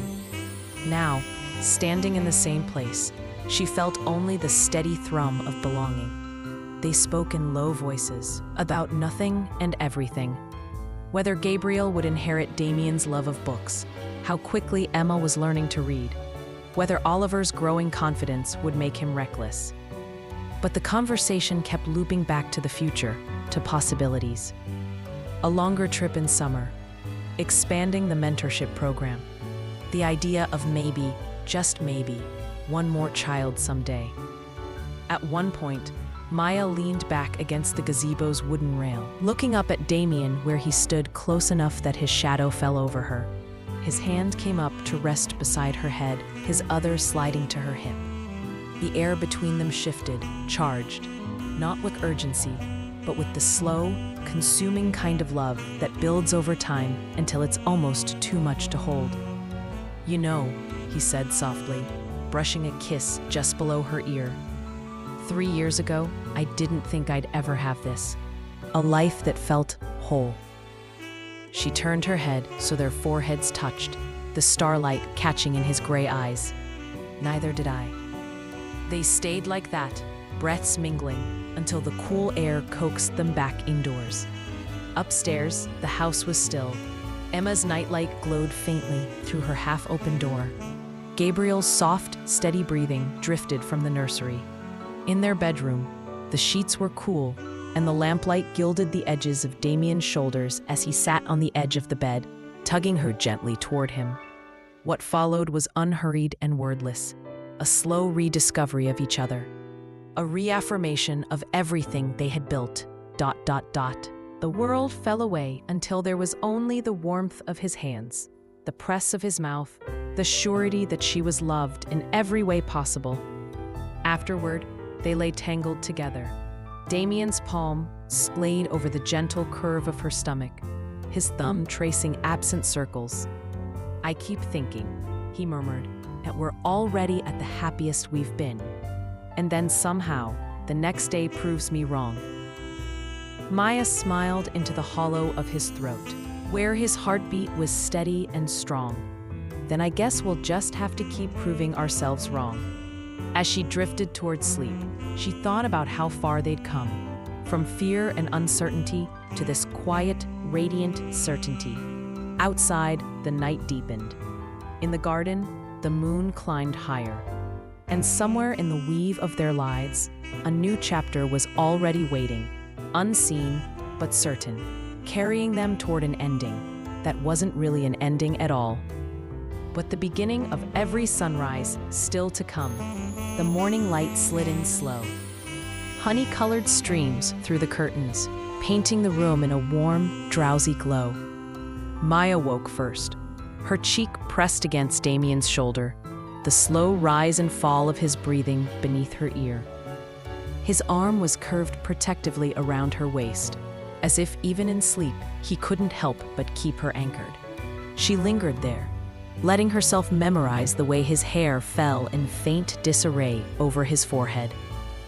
The faint crease between his brows that softened only when he was here, in their bed, away from the weight of council meetings and business calls.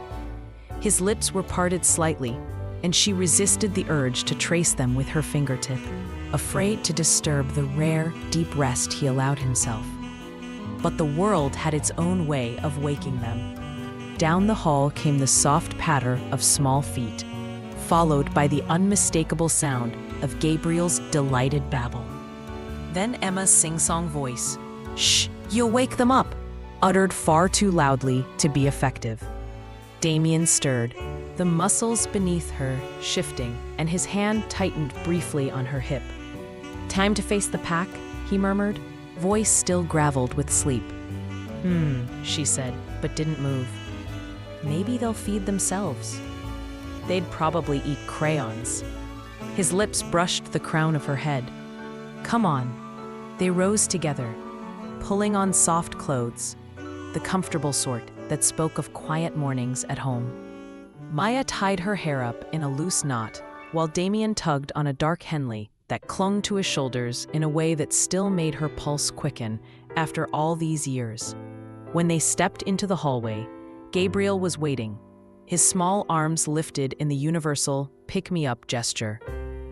Damien obliged, hoisting him onto one hip with practiced ease. Emma peeked around the nursery door, her braids slightly lopsided, a mischievous sparkle in her eyes. "Breakfast?" she asked hopefully. "Only if you help," Maya said, leading them downstairs.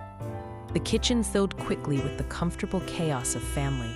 Gabriel banging a spoon against his high-chair tray. Emma measuring pancake mix with great seriousness.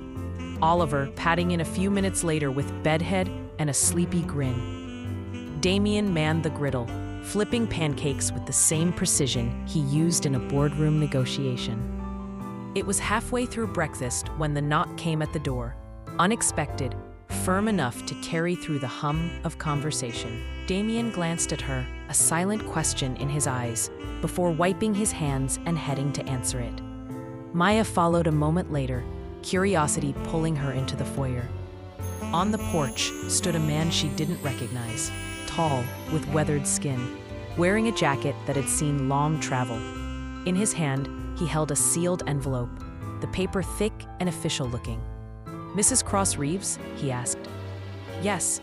He handed her the envelope with a small nod. "From the Silverstone Pack Council." "Urgent," her Her pulse quickened, not far. Fear, exactly, but from the weight of old ties she thought had been neatly tucked away. Damien closed the door gently after the man left, his palm coming to rest against the small of her back. "Open it," he said softly. The seal cracked with a faint snap. She unfolded the letter, her eyes moving quickly over the words, then slowing, widening. Damien read her expression before reading the paper himself, his brows lifting. "They want you to come, not just to visit." He looked at her, the edges of surprise giving way to something like cautious excitement. "They're offering you the chance to take up leadership, co-alpha, to rebuild the Montana territory." Maya's breath caught. The Silverstone lands were her childhood home. Once, the thought of returning had been impossible, too laced with ghosts. Now, her gaze slid to the kitchen, where the children's laughter still spilled into the air. "It would mean uprooting all of us," she murmured. "It would mean going home," Damien said, his voice careful, measured, but his hand pressed just a little more firmly against her back, as if to remind her she wouldn't face that decision alone. They didn't decide right away.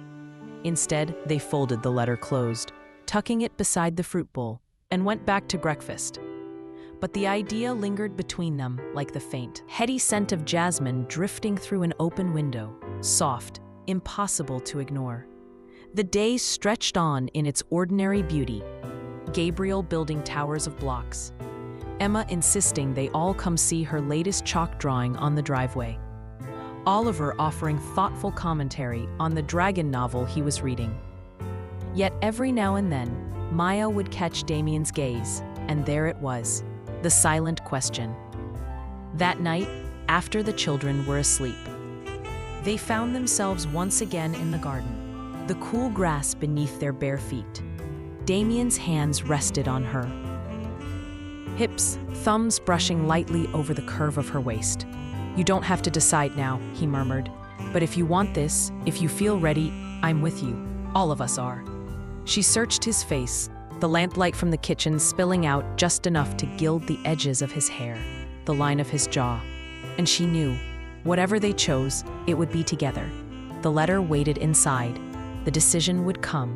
But tonight, they stood in the garden with the stars above them, and the knowledge that their love, tested, rebuilt, unshakable, would carry them wherever they went. The letter remained on the edge of the fruit bowl for days, its ivory envelope softening under the touch of sunlight and kitchen air, as if it too was waiting for them to decide. Maya found herself glancing at it in quiet moments, while folding laundry, while stirring soup, while sitting on the floor with Gabriel building a precarious tower of wooden blocks. Life went on in its golden, ordinary rhythm. In the mornings, the house was a swirl of cereal spoons clinking, Emma's determined search for matching socks, Oliver's slow, sleepy shuffling toward the bathroom. Damien would kiss her cheek as he passed with his coffee, a gesture so natural now that she still sometimes marveled at how far they'd come from those guarded early days. But beneath the comfort of their routines, a subtle undercurrent had begun. They didn't talk about it outright every day, but it colored their glances, shaped their silences. At bedtime, when the children were asleep and they curled together in the dark, Damien's thumb would trace idle circles over the back of her hand, his voice low. "What would it feel like," he'd murmur, "to wake up there again, to walk land that remembers you?" Maya would close her eyes and picture it, the rolling Montana hills, the scent of pine sharp in the morning air, the way the mountains cradled the horizon. She remembered running those trails as a girl, her bare feet pounding, earth she thought she'd never see again. The thought was both a balm and a wound. One afternoon, she found herself in the garden while the children played. Emma was crouched beside the flower beds, showing Gabriel a ladybug that crawled across her finger.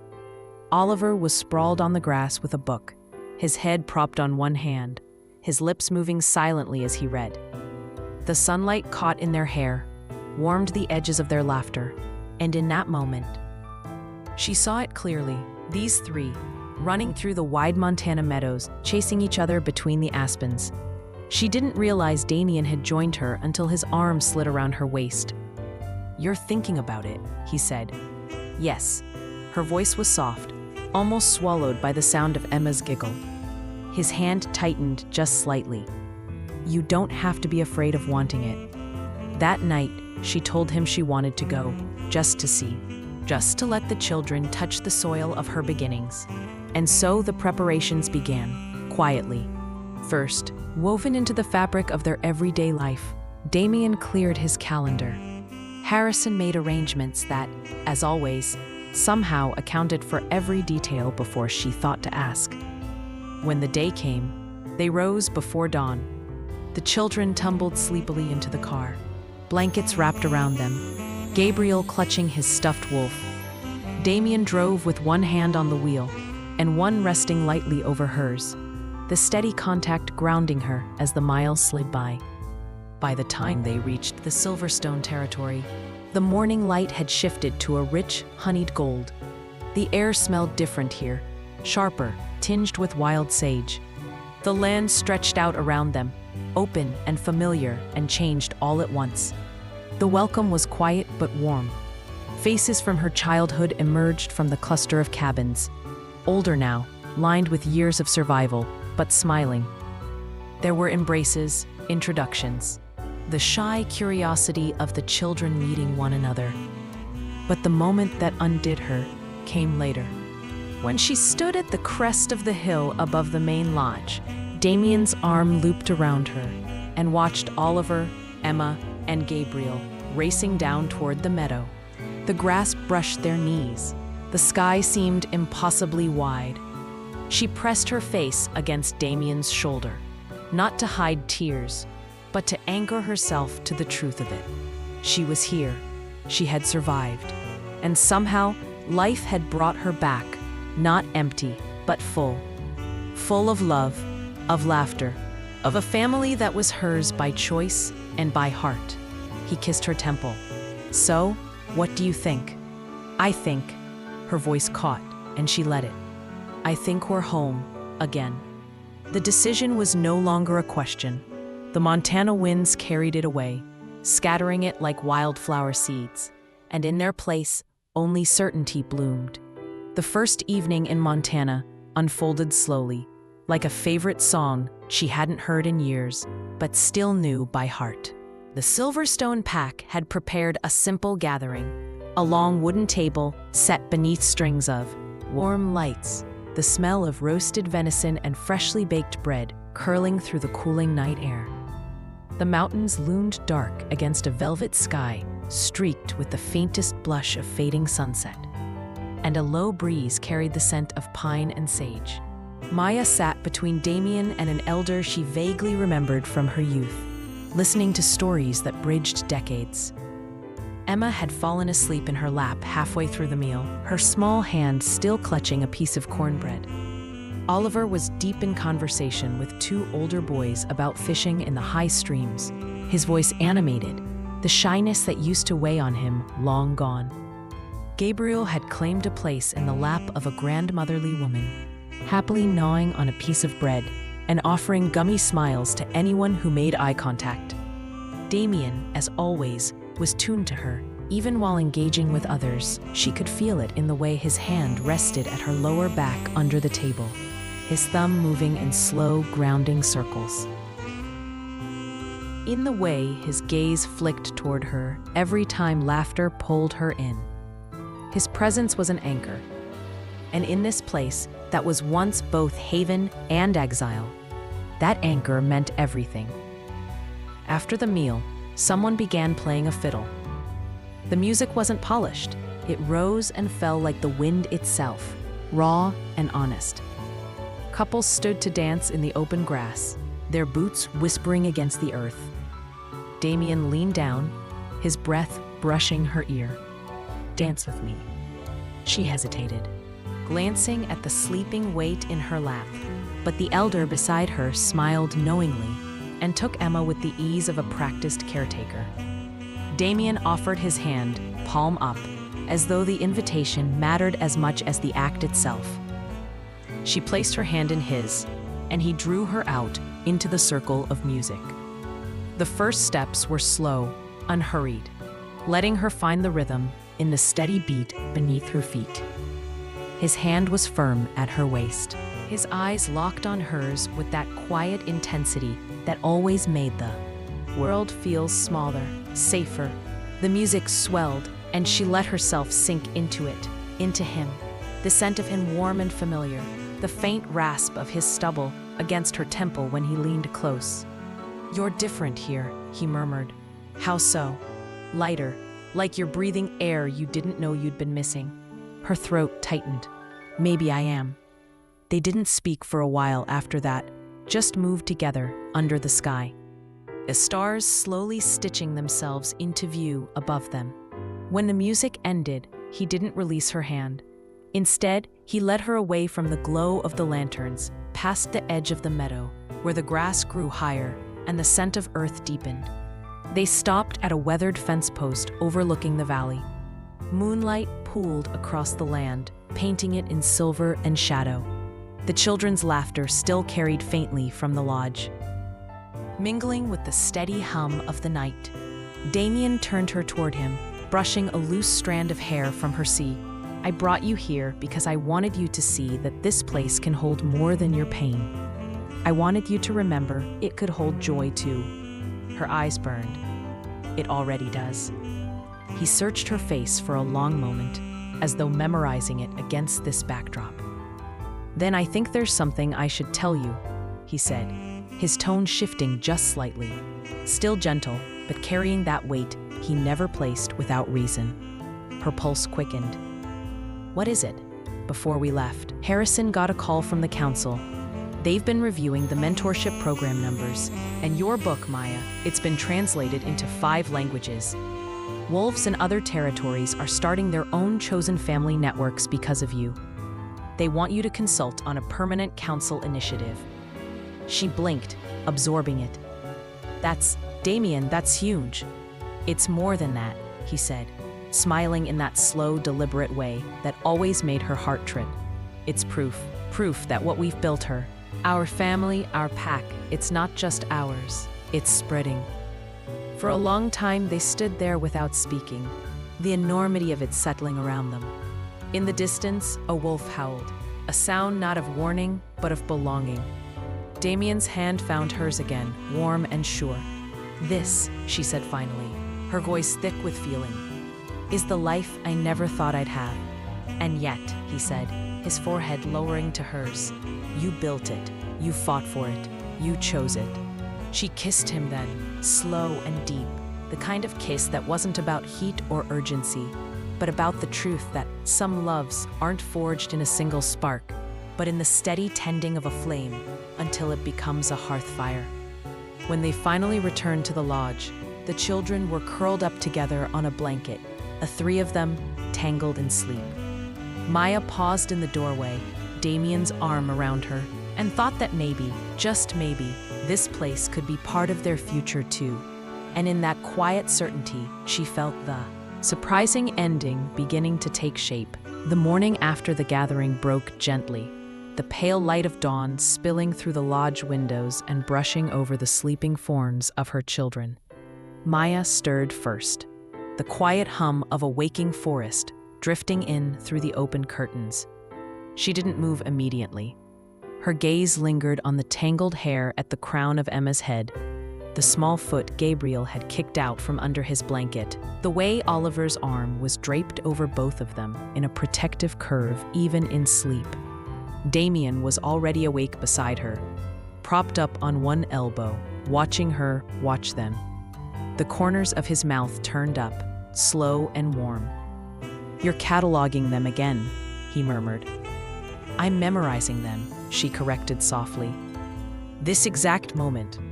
I want to be able to pull it out on the hard days." His hand slid across the quilt until it covered hers. "Then let me help you make more of them." They moved through the morning in an unhurried rhythm. Breakfast. At the long wooden table, the smell of coffee mingling with fresh bread and wildflower honey. Oliver helped Mr. Henderson's grandson set up fishing poles by the creek. Emma chased butterflies in the meadow until her laughter tangled with the wind. and Gabriel busied himself with a pile of smooth river stones, stacking them into improbable towers that tumbled with satisfying clinks. Damien caught her watching the scene from the porch, her arms wrapped around herself, not out of cold, but because the feeling inside her was too big to contain. "Tell me what you're thinking," he said, coming up behind her. "That I never imagined I'd bring them here and feel safe," she said. "And that maybe," she hesitated, looking out over the mountains where the sunlight spilled in gold and shadow. "Maybe this doesn't have to just be a visit." He stilled for a beat, then stepped closer, his chest a solid, familiar line against her back. "You're saying you could see us having roots here. I'm saying... ... She replied, turning in his arms, that for the first time, I can picture a life here without it being shadowed by the past. A life where they run in these meadows like I used to, where this is just home. The look he gave her in that moment was equal parts pride and relief, as if some private hope he'd been holding had just been spoken aloud. Then maybe that's the surprise I've been waiting to give you, he said. She narrowed her eyes playfully. What did you do? Nothing reckless. But while you were with the children yesterday, I met with the Silverstone Council. They're willing to grant us shared territory rights. It would mean we could keep our home back east and have a place here. The best of both worlds. Her breath caught. You arranged that? I wanted you to have the choice, he said simply, because I know how much choice means to you now. She pressed her forehead to his, her voice almost a whisper. You keep giving me back pieces of myself I didn't even know I lost. The rest of the day unfolded like a dream that knew it was coming true. The children fished in the cold, clear creek until Oliver proudly carried back 2 rainbow trout. Emma braided wildflowers into Maya's hair with tiny, careful fingers, declaring her the queen of the meadow. Gabriel toddled after Damien with absolute faith that his father would never be too far away. That night, they built a fire in the lodge's stone hearth. The children fell asleep, sprawled on a quilt by the flickering light, the shadows dancing across their faces. Maya sat tucked against Damien's side, her legs drawn up, his hand warm around hers. This, he said quietly, his eyes on the children, is my happy ending. Maya smiled, her throat tight. It's not the ending, Damien. It's just the best part so far. He kissed her temple, and for a long while they stayed that way, listening to the crackle of the fire, the steady rhythm of their children's breathing, the hush of the forest beyond the walls. And somewhere deep inside her, she knew the next chapter of their life, whether lived here in the mountains or back in their first home, would carry them forward, not because they'd escaped the past, but because they had built something so solid, so fiercely loved, that nothing could shake it. The next morning unfolded with the kind of slowness that made every minute feel like a gift. The air in the mountains held that crisp, clean bite that came only after a night of soft rain, and the sun was just beginning to edge over the ridge, spilling molten gold over the meadow outside the lodge. The light caught in the lingering mist, turning it into a veil of shifting silver that made everything look touched by magic. Maya woke first, her head pillowed against Damien's shoulder, her legs tangled with his beneath the heavy quilt. For a moment she didn't move, just listened to the faint, steady thump of his heartbeat under her ear. His arm was draped securely around her waist, his palm warm and open, as though even in sleep he refused to let her go.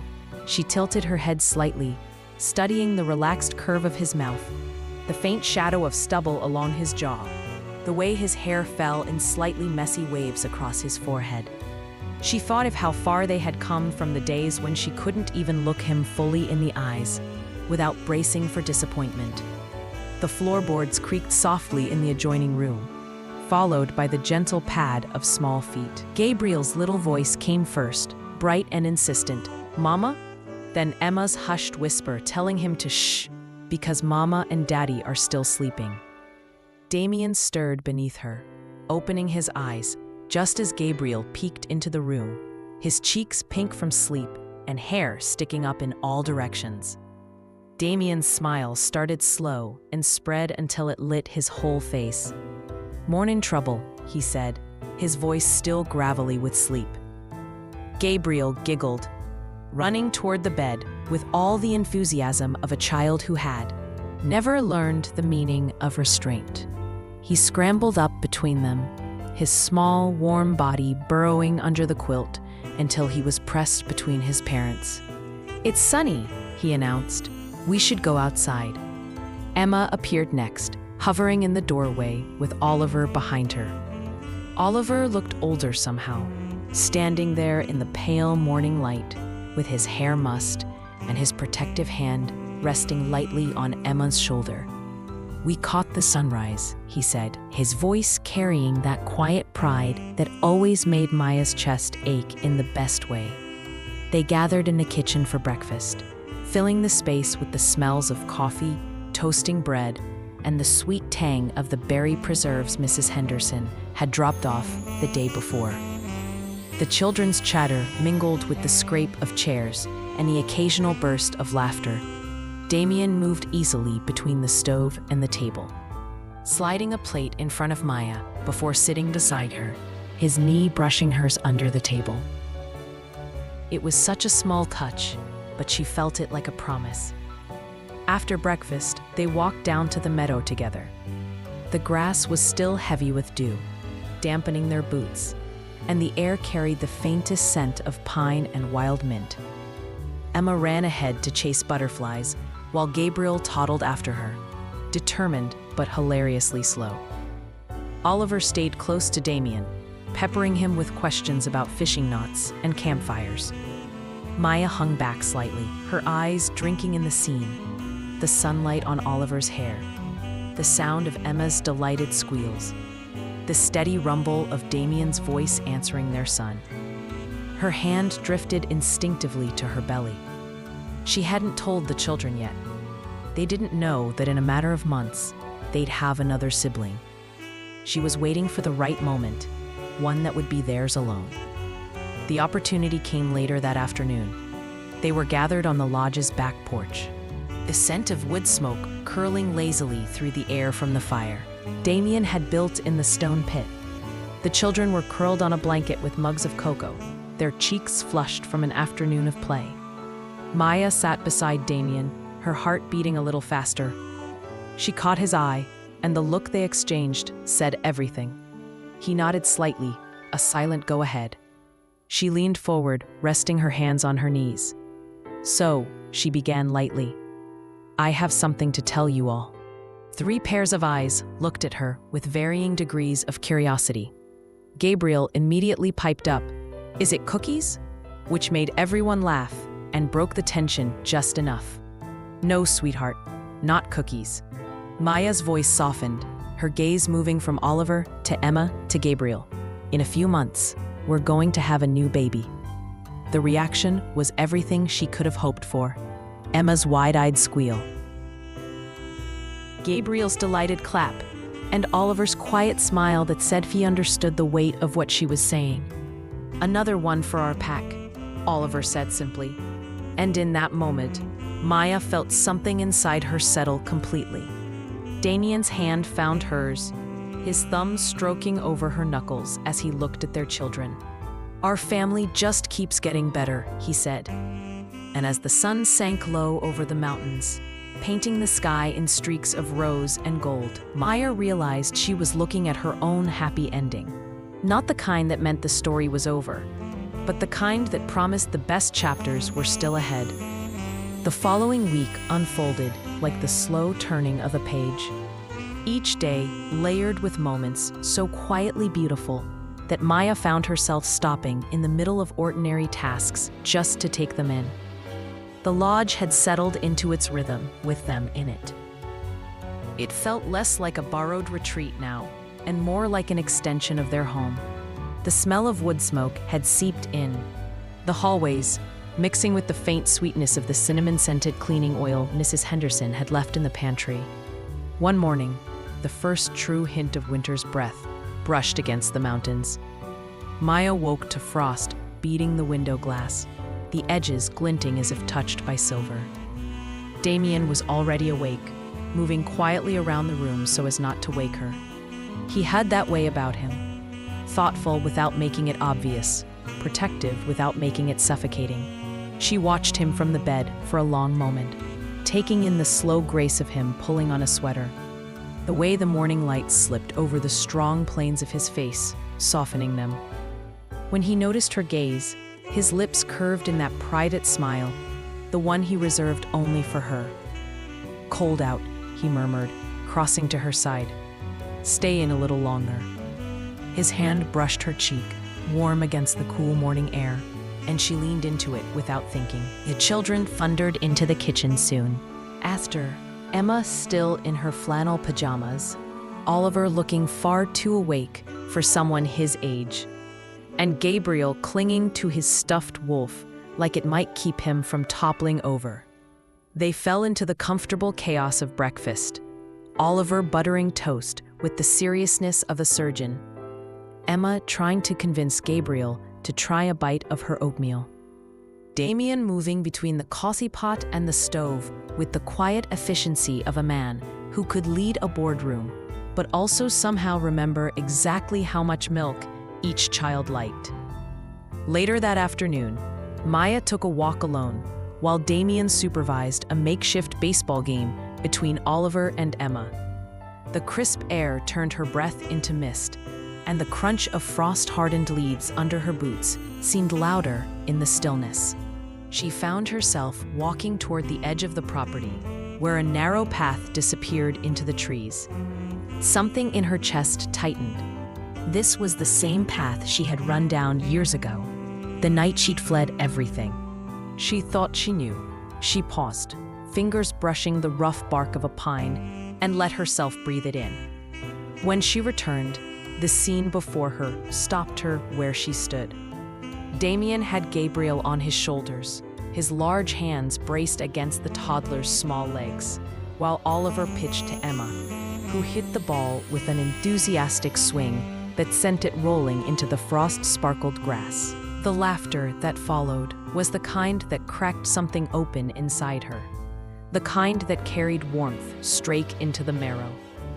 That evening, they gathered in the living room, with the fire snapping low, and the children half buried in a pile of blankets. The white danced over Damien's profile as he watched Oliver read aloud, his voice low and careful over each word. It was then that a soft knock came at the door. Damien rose, and the cold air swept in as he opened it. A man stood there, older now, but still unmistakable, broad-shouldered, weathered, his eyes carrying the memory of Montana. Montana's wide skies. Maya's breath caught. "Elias?" she said, her voice barely more than a whisper. He smiled faintly, a little hesitant. "Didn't think I'd ever see you again." His voice had the same gravelly warmth she remembered from when he was her father's beta. Damien glanced between them, his hand instinctively finding the small of her back. "You two know each other?" Maya nodded, still staring at Elias. He was family." Elias stepped inside, removing his gloves, his gaze softening as it fell on the children. "I came because I thought you should know. The Silverstone elders, they've lifted the exile. You can come home any time you wish, and they'd like to meet your family." For a long moment, Maya could only stand there, her fingers curling into the fabric of Damien's sweater.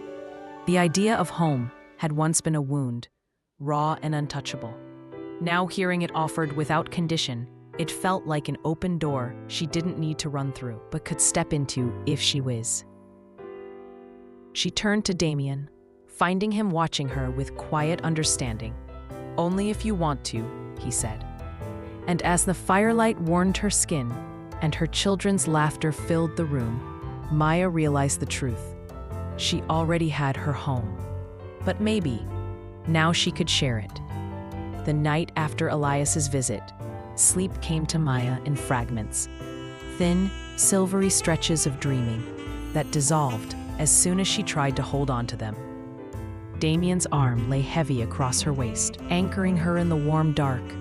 his breathing slow and even against the curve of her neck. She lay there for a long time, tracing the rhythm of his heartbeat, where his chest pressed against her back, thinking about the way the word home had tasted in her mouth when Elias said it. It wasn't longing she felt now, not exactly.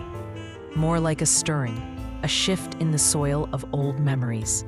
Her old pack wasn't the hole in her life it once was, but hearing that the exile had been lifted, it was like someone had taken an old scar and pressed their fingers gently over it, reminding her it was still part of her skin.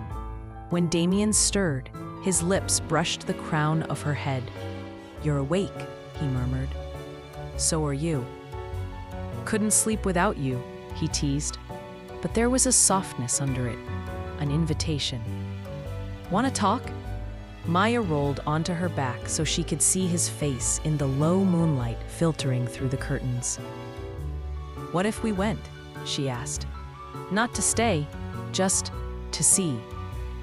His expression didn't change much. Damien was like that, steady as bedrock. But she saw the warmth in his eyes deepen. "Then we go," he said simply. "Together." The next morning, the lodge was thick with the smell of coffee and the quiet bustle of breakfast. Emma's hair was a tangle of sleep. Oliver was halfway through telling Gabriel some elaborate story about dragons that lived in the attic, and Damien was flipping pancakes like he was born to do it. She told them all at the table, her voice steady even as her pulse quickened. Emma blinked, then grinned. "To see where you grew up?" Maya nodded. "If you want to." Gabriel clapped his sticky little hands without knowing why, and Oliver, serious as ever, asked, "Will we meet the people who knew you before us?" "Yes," Maya said, feeling the words settle inside her. "You'll meet them, and they'll meet all of you." The trip took days to plan, papers to sort for the children, messages to coordinate with the Silverstone pack. Arison making sure the foundation could run without her for a week. By the time they packed the SUV, the early frost had deepened into a glittering sheen across the grass, and the children were bundled in coats so puffy they could barely move their arms. The drive into Montana was like peeling back layers of a life she had once sealed away. The mountains rose, familiar yet strange, their jagged peaks shadowed against a sky so wide it seemed to swallow the horizon. Every curve of the road brought back flashes, running under a harvest moon. Her mother's voice calling her home, the sharp tang of pine and snow in her lungs. Damien reached for her hand without looking away from the road. "You okay?" "Yes." She let herself smile. Better than okay. When they finally crossed into Silverstone territory, she expected to feel the old panic, the weight in her chest that had once threatened to crush her. Instead, what she felt was something else entirely. Like walking into a place you'd only ever seen in black and white, only to find it in full color. The welcoming party stood at the edge of the village, elders in long coats, young wolves with curious eyes, and in the center, a woman with hair silvering at the temples and a face lined by years of both grief and joy. Maya froze. "Anna," she breathed. Her mother's arms were around her before she could think.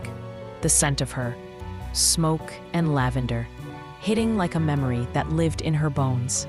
"My girl," Anna whispered, her voice breaking. "My beautiful girl." Damien stepped forward, his hand resting lightly at the small of Maya's back as she pulled away, just enough to look into her mother's eyes. The introductions that followed were a blur. Oliver shaking hands solemnly with the elders, Emma chattering to a girl her own age, Gabriel giggling in Damien's arms as if the air itself was lighter here. By evening, the whole village gathered in the great hall. Long tables groaned under the weight of food. Roasted game, bread still warm from the oven, spiced cider that steamed in the cool air. The laughter rose high into the rafters, weaving through the crackle of the great fire. Maya sat with her children tucked close, Damien at her side, and felt the pieces of her life folding together like pages in the same book. When the night finally drew down, Damien leaned close, his breath warm against her ear. "Well?" She glanced around, the elders smiling, the children safe, her mother's gaze soft with pride, and then at the man who had stood by her through every shadow. "It's perfect," she said. "But do you know what the best part is?" He raised an eyebrow. "What?" "This," she murmured, pressing her forehead to his. "Coming here, seeing all of it, and knowing I still want to go home with you." Damien smiled, the kind of smile that reached all the way into his eyes, and kissed her slowly, in no rush, as if time itself had finally stopped chasing them. Because now, at last, it had. The journey home from Montana was quieter than the trip there, but it was the kind of quiet that felt full, like the stillness after the last note of a song lingers in the air. The mountains receded in the rearview mirror, their snow-dusted slopes glowing faintly in the pale winter sun. Maya sat in the passenger seat, one hand curled around Damien's, her gaze moving between the scenery outside and the three children sleeping in the back. Gabriel's head lolled against Emma's shoulder, his soft curls catching bits of golden light from the window. Emma's lips moved faintly, murmuring something in a dream. Oliver was slumped in his corner, his book still open across his knees, his chest rising and falling with the deep, even rhythm of unguarded sleep. Damien's thumb brushed over the back of her hand.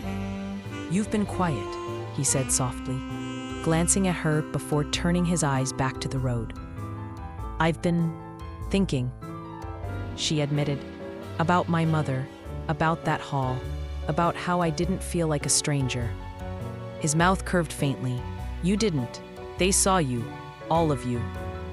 She let herself lean back into the seat, eyes half closing. "It's strange. I thought going back would make me feel like I had to choose, but I don't. I can have both, the history that shaped me and the life we've built." Damien gave her hand a squeeze, his voice warm and low. "That's the thing about building something beautiful. It doesn't erase what before. It just adds to it." They reached home in the last amber spill of evening. The air was colder here, sharper, carrying the faint scent of wood smoke and winter earth. The house stood waiting for them, every window lit, like it had been holding its breath for their return. Harrison's SUV was parked out front. Maya frowned slightly. He wasn't supposed to be back until next week. Damien just smiled, a spark of mischief in his eyes. Maybe he missed us. The front door opened before they reached it, and Harrison stepped out into the porch light, grinning in that self-satisfied way that meant he'd been up to something. "Welcome home," he said, pulling Maya into a brief hug before Damien got his turn. "Everything go well?" "Better than well," Maya said. "But why do you look like you're about to burst?" Harrison's grin widened. "Because I've been keeping a secret. And now you get to see it." He ushered them inside. At first, it was just the familiar warmth of home, coats on hook. The scent of something baking, Gabriel's scattered toys still under the coffee table. But then Maya saw the banner draped across the archway into the living room. "Welcome home, Reeves family," in looping hand-painted letters. And beneath it, the faces. Not just Harrison, but Mrs. Patterson, the Hendersons from next door, two of Maya's closest friends from the foundation, even a couple of council members. The room was full, the air thick with laughter and the murmur of voices. Emma's eyes went wide. "Is this a party?" Oliver grinned. "Looks like it." Gabriel let out a squeal and wriggled out of Damien's arms, toddling toward Mrs. Henderson, who bent down to scoop him up. Maya stood for a moment, drinking it all in. The people she loved most, blood family, chosen family, all gathered here, as if to underline everything she had just realized in Montana. She didn't have to choose. Her life was already woven from every thread she'd ever been given, every bond she'd fought for. Harrison handed her a glass of wine, lowering his voice so only she could hear. You've done a lot of things for a lot of people, Maya. Tonight's about us doing something for you." Her throat tightened, but she managed to smile. "You already did. You gave me this life." Damien came up behind her, his hand settling at her waist, his voice warm at her ear. "We built it together." Later, after the children were in bed and the last guests had gone, Maya and Damien stood in the garden under a clear winter sky, the air sharp and still. She leaned into him, her cheek resting over his heartbeat. "Do you feel it?" she asked. "What?" "This, the way everything's settled, like the world finally stopped spinning just long enough for us to stand still." He tilted her chin up, his eyes catching the starlight. "It's not the world that stopped, Maya. It's you. You finally let yourself rest." Her smile trembled as she whispered, "I love you." His kiss was slow, deep, and sure, the kind of kiss T felt like an answer to every question she'd ever had. When they pulled apart, he touched his forehead to hers.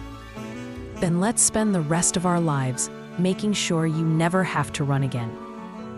And in that moment, with the stars overhead, the house, warm behind them, and the promise of every tomorrow they'd yet to live, Maya knew they'd already found their forever. The kitchen was full again, but in a different way than it had been years ago. Back then, there had been finger paints drying on the counter, sippy cups in the sink, Gabriel's squeals echoing from the hallway. Now the space was alive with deeper voices, adult laughter, and the mingled scents of bread baking and rosemary chicken roasting in the oven. Maya stood at the counter, slicing ripe tomatoes for the salad, her fingers sure and quick. She could see the reflection in the window, Damien leaning against the doorway, watching her with the same look he had worn every day for the last decade, like she was still the most unexpected miracle of his life. In the living room, Oliver, taller now, broad-shouldered, his hair falling into his eyes, was showing Gabriel a college brochure. Gabriel, 17 and restless as wildfire, was pretending to listen while texting someone under the table. Emma, 14 and already sharper than both brothers combined, was sprawled in an armchair, sketching something in her notebook with quick, certain lines. The house sounded like home. It smelled like home. It was home. Damien crossed the room, coming up behind her to press his palm against her waist. "You're smiling like you've got a secret," he murmured against her hair. She laughed softly. "Maybe I do." Before he could ask, the doorbell rang. Gabriel leapt up with the speed of someone who was definitely expecting someone. A moment later, his voice called, "They're here." And then they were. Faces Maya had once only been able to imagine walking into her home. Two figures from the Silverstone pack.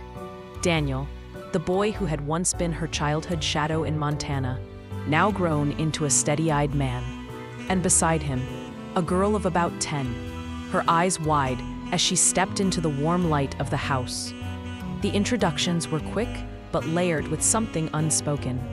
Maya learned that the girl's name was Rose, that she'd lost her parents in an accident last winter, that Daniel had been caring for her but knew she needed more. A pack, a family. It didn't take long for the girl to be drawn toward Emma, curiosity sparking between them like flint. Within minutes, they were bent over Emma's sketchbook together, whispering. Oliver was already offering Rose a seat at the table. Gabriel had disappeared entirely, probably to get something from upstairs that he thought might make her laugh. Maya's throat tightened as she met Damien's eyes over the heads of their children. He read the question there before she even said it. "Yes," he said simply. By the time dinner was served, Rose was sitting between Emma and Oliver, passing the bread basket without hesitation, laughing when Gabriel teased her. Her shoulders were looser, her eyes brighter. Maya watched her as she passed a plate of chicken and thought of herself all those years ago. Lost, running, aching for a place where she could just belong. After the dishes were cleared, Children disappeared upstairs, their voices trailing into the distance. Damien poured her a glass of wine, his hand brushing over hers as he passed it to her. "She fits," Maya said softly, almost in awe. He smiled, that quiet, certain smile that had anchored her through every storm. "So did you." She leaned into him, the warmth of his body grounding her. Outside, the garden lay quiet under the starlight. The same garden where they had once stood and promised each other they'd make up for all the time they had lost. And now here they were. The years had given them a home, a marriage deep enough to weather anything, children who had grown into their own fierce, kind selves, and somehow more love to give. Maya closed her eyes and let the hum of voices, the soft clatter from upstairs, and the scent of baking bread settle into her bones. They weren't just complete anymore. They were expanding, again, the way love always did when you let it. Damien kissed her temple. "Another new chapter," he said. She smiled, tears catching on her lashes. And still the same story. The house was finally still. Dinner was over. The laughter had drifted upstairs, and the last traces of dessert had been swept from the table. From somewhere above came the muffled sound of Emma's music, Oliver's low voice reading something to Gabriel, and the quiet murmur of Rose asking questions only siblings could ask. Maya slipped out into the garden. It looked different now from the night she had first stood here with Damien. Those years ago. Fuller, more alive. The climbing roses had spread across the trellis, heavy with blooms that perfumed the warm summer air. The little path of stepping stones was worn smooth, the way only years of footsteps could make it. Solar lanterns glowed softly along the fence, casting pockets of golden light that swayed with the breeze. She walked slowly, her fingers brushing the petals, and sat down on the same weathered bench they had once claimed as theirs. The wood was warm from the day's sun. When she looked up, the stars were scattered in the dark sky exactly the way they had been back then. But she wasn't the same woman. She remembered the ache in her chest that night, the fear she might never be enough, never truly safe, never worthy of the life she longed for. She remembered Damien's arm around her, his quiet question, any regrets? And she remembered her answer. Just that it took us so long to find each other. Now there were no regrets left, only gratitude. Damien appeared in the doorway, his tie loosened, his shirt sleeves rolled. He didn't say anything at first, just watched her, the faintest smile touching his lips, like he knew exactly what she was thinking. Then he crossed the garden, the soft crunch of his shoes on gravel, and lowered himself beside her. "Counting stars again?" he asked quietly. She smiled, counting blessings. His hand found hers, their fingers twining with the ease of 1,000 such moments. She rested her head against his shoulder, feeling the solid, steady beat of his heart beneath her cheek. "You know," she said after a while, her voice threaded with emotion, "we've built more than a life. We've built a place where anyone who comes through that door will know they belong." Damien kissed the top of her head, his voice low. "That's because you made it home." They sat there for a long time, watching the stars appear one by one. From inside came the faint echo. Gabriel's laugh, Oliver's voice teasing, Emma's dramatic storytelling, and Rose's delighted giggle. Maya closed her eyes, letting the sounds and scents and warmth wrap around her. They had come through storms, fought ghosts, faced loss, and somehow love had not only survived, it had grown. The night was quiet, but in her heart it was loud with joy. The next morning began almost exactly the way her first morning here had started. Light spilling through the tall kitchen windows, the smell of coffee drifting through the air, the sound of children somewhere in the house. Back then, she had been cautious, unsure where she fit in, still holding her breath around this man who had offered her safety, but not yet his heart. Now, she moved easily through the kitchen barefoot, wearing one of Damien's shirts over her shorts. her hair a little messy from sleep and his arms. The counters were cluttered with signs of their life: Gabriel's crayons, Emma's half-finished craft project, Oliver's baseball glove, and a stack of folded laundry Damien had sworn he'd put away later. From outside, she could see Damien in the garden, tossing a ball back and forth with Oliver. Emma was chasing Gabriel across the grass, both of them laughing so hard they could barely run straight. The scene was so simple, so ordinary, and it undid her completely. She slid open the glass door and stepped into the sunshine. The air was warm, humming with bees and the faint scent of roses. Damien caught sight of her, and his expression softened, in that way it always did when he looked at her. Like she was still a little bit of a miracle he was afraid to wake from. "Hey," he said, tossing the ball to Oliver before crossing to her. "You okay?" Maya nodded, swallowing against the lump in her throat. "Better than okay." He touched her cheek, his thumb brushing lightly along her jaw. "Yeah, me too." They stood there for a heartbeat, letting the noise of their children and the beauty of the morn wash over them. Then Gabriel spotted her, broke free from Emma's grasp, and barreled toward them, shouting, "Mama!" She caught him easily, lifting him into her arms as Damien's hand slid to the small of her back. The boy's hair was wild from play, his cheeks pink, and his eyes, those unmistakable cross-gray eyes, sparkled with mischief. Oliver jogged up behind them, grinning, and Emma wedged herself into the circle of their arms, chattering about some big, important plan she had for the afternoon. Maya looked around at all of them, her husband, her children, this patch of earth that had once been just a house and was now the center of her universe. And she realized something with absolute certainty. This wasn't just the end of their story. It was the beginning of every story that would come after. Damien must have seen it in her face, because he leaned in, pressing a kiss to her temple and murmuring, "Welcome home, Mrs. Cross Reeves." She smiled up at him, her voice steady, full, and certain. "Home," she agreed. And with the sun warming their faces, the garden in bloom, and their children laughing around them, they walked back toward the house together, into whatever came next. Epilogue. 3 years later. Maya Cross Reeves stood in the kitchen of their renovated estate, watching through the large windows as her family enjoyed a perfect Saturday morning in early spring. The garden was in full bloom, the air threaded with the scent of lilacs and fresh earth. Children's laughter drifted in through the open doors like music. Oliver, now 9 and carrying the steady confidence of someone born to lead, was patiently teaching 5-year-old Emma how to throw a baseball. She stood in the grass, tongue poking out of the corner of her mouth, in concentration, mimicking his stance. Oliver's early alpha traits had settled into a gentle, grounded presence, his voice calm, even when instructing.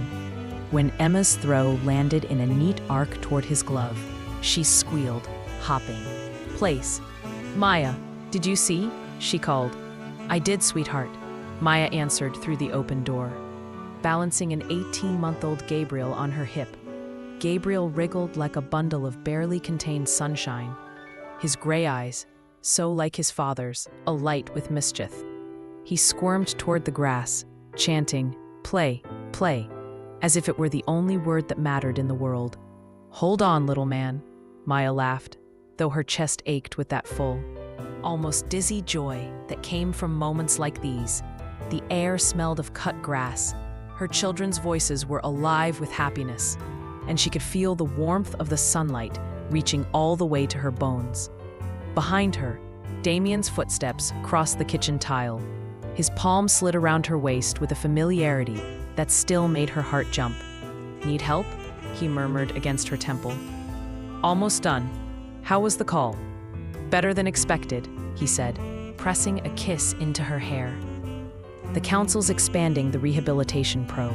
Early signs are promising." They talked of progress and second chances, of Alistair's slow but steady transformation, and of Penelope's stubborn refusal to change, and of the upcoming adoption ceremony that would finally make Oliver's last name match the truth of his heart. Through it all, Maya's gaze kept drifting to the window, where Oliver was now chasing a giggling Gabriel, Emma cheering them both on. Her phone buzzed on the counter, and she smiled when she saw the message from Dr. Hartwell. Emma's thriving, no signs of trauma, language skills ahead of schedule. Maya let out a slow, grateful breath. They had survived so much. They had built something real. They ate lunch at the old pine table, voices overlapping in the comfortable chaos of family. Oliver shared a story about his book. Emma showed off a paper crown she had made that morning. Gabriel declared himself King Gabe and demanded an extra piece of bread. And then, without any fanfare, without anyone planning it, something happened. The next morning began almost exactly the way her first morning here had started. Light spilling through the tall kitchen windows, the smell of coffee drifting through the air, the sound of children somewhere in the house. Back then, she had been cautious, unsure where she fit in, still holding her breath around this man who had offered her safety, but not yet his heart. Now, she moved easily through the kitchen barefoot, wearing one of Damien's shirts over her shorts, her hair a little messy from sleep and his arms. The counters were cluttered with signs of their life. Gabriel's crayons, Emma's half-finished craft project, Oliver's baseball glove, and a stack of folded laundry Damien had sworn he'd put away later. From outside, she could see Damien in the garden, tossing a ball back and forth with Oliver. Emma was chasing Gabriel across the grass, both of them laughing so hard they could barely run straight. The scene was so simple, so ordinary, and it undid her completely. She slid open the glass door and stepped into the sunshine. The air was warm, humming with bees and the faint scent of roses. Damien caught sight of her, and his expression softened in that way it always did when he looked at her, like she was still a little bit of a miracle he was afraid to wake from. "Hey," he said, tossing the ball to Oliver before crossing to her. "You okay?" Maya nodded, swallowing against the lump in her throat. "Better than okay." He touched her cheek, his thumb brushing lightly along her jaw. "Yeah, me too." They stood there for a heartbeat, letting the noise of their children and the beauty of the morning wash over them. Then Gabriel spotted her, broke free from Emma's grasp, and barreled toward them shouting, "Mama!" She caught him easily, lifting him into her arms as Damien's hand slid to the small of her back. The boy's hair was wild from play, his cheeks pink, and his eyes, those unmistakable cross-gray eyes, sparkled with mischief. Oliver jogged up behind them, grinning, and Emma wedged herself into the circle of their arms, chattering about some big important plan she had for the afternoon. Maya looked around at all of them, her husband, her children, this patch of earth that had once been just a house and was now the center of her universe. And she realized something with absolute certainty. This wasn't just the end of their story. It was the beginning of every story that would come after. Damien must have seen it in her face, because he leaned in, pressing a kiss to her temple and murmuring, "Welcome home, Mrs. Cross Reeves." She smiled up at him, her voice steady, full, and certain. "Home," she agreed. And with the sun warming their faces, the garden in bloom, and their children laughing around them, they walked back toward the house together, into whatever came next. Oliver jogged up behind them, grinning, and Emma wedged herself into the circle of their arms, chattering about some big, important plan she had for the afternoon. Maya looked around at all of them, her husband, her children, this patch of earth that had once been just a house and was now the center of her universe. And she realized something with absolute certainty. This wasn't just the end of their story. It was the beginning of every story that would come after. Damien must have seen it in her face, because he leaned in, pressing a kiss to her temple and murmuring, "Welcome home, Mrs. Cross Reeves." She smiled up at him, her voice steady, full, and certain. "Home," she agreed. And with the sun warming their faces, the garden in bloom, and their children laughing around them, they walked back toward the house together, into whatever came next. If you enjoyed listening this story, please hit the like button, share it with someone who'd love this, and subscribe to Nightbond Narr, and ring the bell so you don't miss what's coming next. Leave a comment below. You know I love hearing from you.